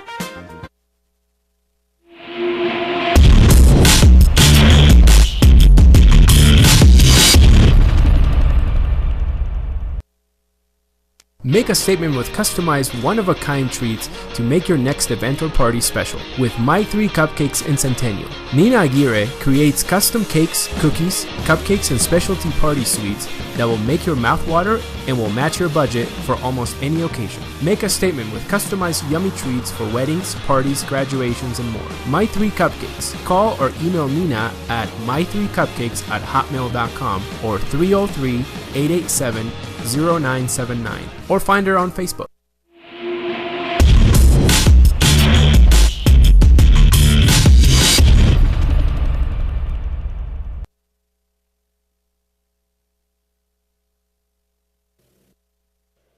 Welcome back to Peterson Field, and we're waiting for Coach Nolan Easton. He's about to step right in here. Come on in here, Coach, and we will get a few words from you.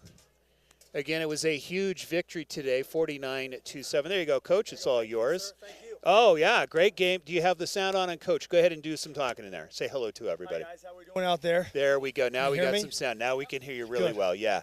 You got to be thrilled. First of all, last year at this time, same team comes in. You put up 42 points. You put 7 more on the board. And I felt as I was talking to some of your players, you guys, if you wanted to, could have put up more points on this. A great effort on both sides of the ball, but you're going to be a coach, and I know you're going to be a little more critical of your team. So Always how'd you critical, feel? yeah. Of course, that's why you do well. You know, Yeah, basically, in a nutshell, we came out with a pretty hot start. yeah. You know, you got to drive the ball down, then we get a big pick six, Uh-huh. and it's 22-0 before anybody can really blink.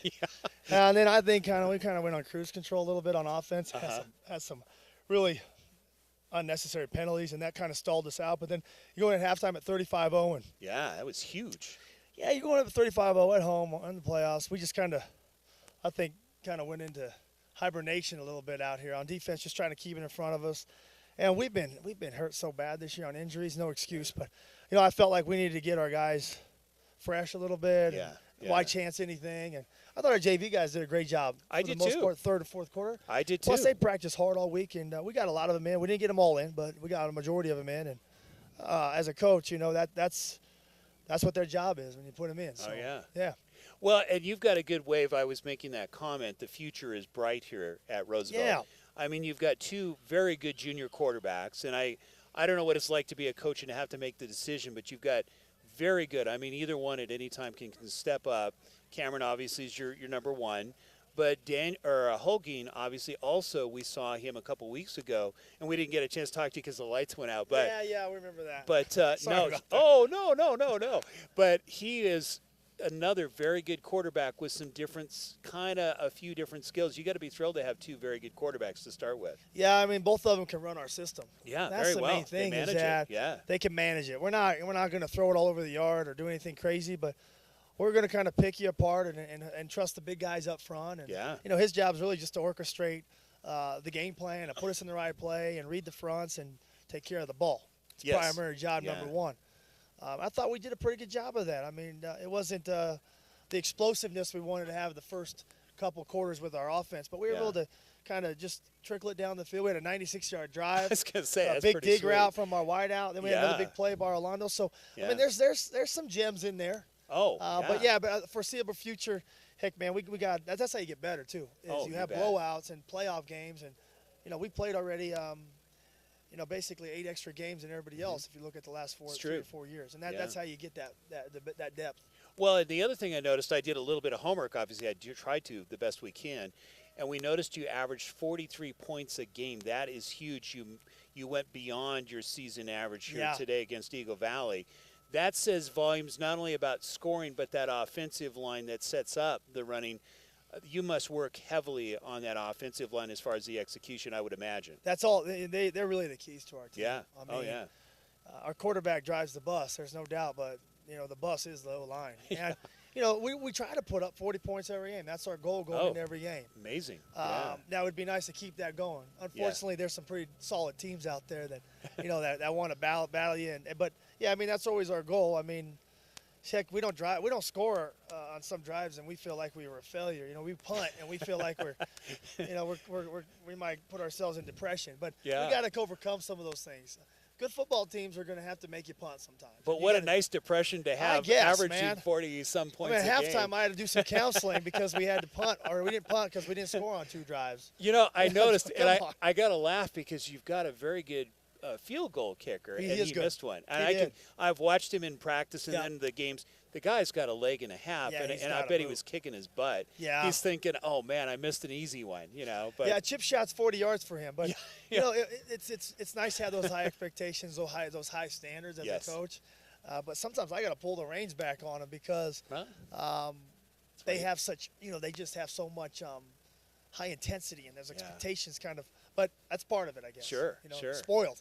A little bit spoiled. Well, I gotta make another really good comment, and I think I like your good comments. Oh well, thank you. That's what we're here for. I appreciate it. Of course. Well deserved though. Of course. So we don't just make but you guys earned these. But I was going to say that your defense really did a good job coming up with big plays just at the right time to any kind of momentum. Yeah. Eagle Valley could not get a running game going at all, and then they went to a short passing game. They had some nice throws. But really, your defense was very good today. Yeah, I think overall we're typically a bend but not break defense, and we got some stops down in our territory. Mm-hmm. Number 87 with the knockdown. Dalton had a great game. Yeah, really good Dalton game. had to start with a pick 6 and had some big knockdowns. I thought Orlando, our backside safety, I thought our linebackers did a pretty good job, even though we're a little beat up there. But it's just one of those things where. In a game like this, you got to make plays. Yeah. Not all the calls are going to go your way. You're going to get caught in maybe a bad offensive call or a defensive call or run the wrong play or maybe be in the wrong coverage. But it really does come down to making a play. Yeah. They can't be mechanical machines out there. And sure. You can't place them where they need to be. Oh, no. Sooner or later, they got to make some plays. And they did. They did. Oh, man. So that's good to see. That was fun to watch. And I've seen that really good teams, a defense will feed the offense. We know you've got a good offense, but that defense – really feeds the offense, and you guys are always going to pretty much take advantage once you have the ball handed to you on a good defensive play. At least that's what I've seen. But that's the idea, right? Yeah. Complement each other, kind of feed off each other. Exactly. That's the whole idea of a team. How's Ray Garcia? Ray is on injury notice. We saw him, and I thought, oh my gosh, his leg was dangling, and I thought, but he was standing, so I thought, okay, maybe he just got stung. Or I haven't been up with our med team yet, but our trainers up there are dealing with a couple things, and when I get up there, I'll get an update. But I mean, at this point in time, obviously, without doing any kind of talking to them, I really can't. Too early speculate. to know. I think he'll be fine. He's a tough dude. Oh yeah, tough dude. So if there's anything hitters. wrong in there, it better be sticking out. Yeah. Or he'll just put some duct tape on it, and we'll go back to work. I mean, he's just a tough kid. I kind of wondered because I saw this silver thing. I thought, did they pull duct tape out on this kid? I was watching. I almost started laughing. It wouldn't surprise me if he did that. But we'll take care of him the right way. He's a big part of our team. So we'll get him healthy as fast as we can. Potentially next week, Evergreen. It sounds like we heard they beat Holy Family today. So yes, sir. What do we expect out of Evergreen for next week? 2 heavyweights going at it. Okay. They don't want they're not going to fool you. There's no smoke and mirrors. They're Yeah. not going to run a bunch of shotgun and spread you out and try to play keep away. They're going to line up and put a lot of weight on their hands, and Okay. they're going to roll up their sleeves and get after you. So it's going to be a big challenge for our big boys up front, because that's kind of where the game's going to be won. Oh, yeah. We look forward to that, ladies and gentlemen. This is Coach Nolan Eastman, a big victory here this afternoon. Coach, what do you tell your team final week going into this? I know there's always in playoff time, there's a lot of buildup as far as the school. Everybody gets excited. Yeah. And, I imagine just keeping the emotions down of the players. I mean, you don't want to get them too hyped up. No. But what kinds of things do you tell them going into the playoffs? I'm just curious. Basic things like every coach has cliches, one at a time, Yeah. one day at a time. We can't worry about the semis now or the state championship. We've got to worry Yeah. about the quarters, because that's Yeah. the next one at hand. So That's right. either check in or check out.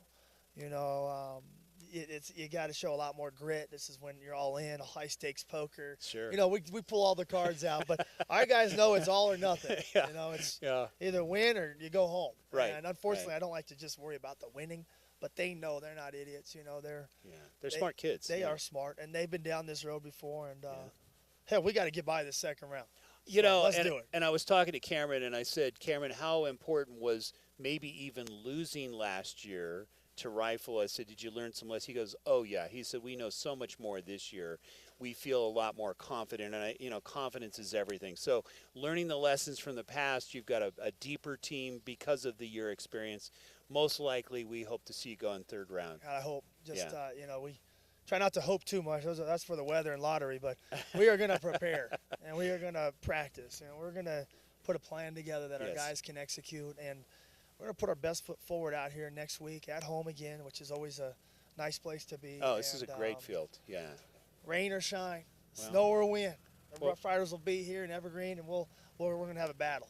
Well, we're looking forward to it. Coach, ladies and gentlemen, this is Coach Nolan Eastman, a big victory, 49-17. Next week against Evergreen, most likely in this house. So if you can, come on out and watch the game. Very entertaining. Good people here. Good tailgate, by the way. They took good care of us. Yeah, they Oh, do a good man. job here. They took so good care of us. So come on out. Is it a 1 o'clock game again tomorrow or next week? The time will be official probably tomorrow morning. Okay. I have to talk to those people. and we'll let Chassa, you know. Yeah, right. yep. Okay. So, again, hopefully we'll be here if they'll allow us to come back. I don't know if they want us to come back. I but hope. Come no, back any day of the are week. you kidding? We'll be back then. So, again, Appreciate you look, guys. Oh, we love it. So, most likely we will be back here. Look at both our Facebook and mainly go to Chassa to see when the official start time is. And we'll try to do more of a pregame next time. Yeah. And really, talk to some other players. We'll just let you pick and we'll talk to them. Sounds good. All right. Appreciate it. So that's going to do it here from Peterson Field. Final score is 49-7. Hopefully we will see you next week. Same bat time, same bat channel, right here at Peterson Field. Final score 49-7. We'll say goodnight. Have a good evening. Thank you so much, sir. Yeah.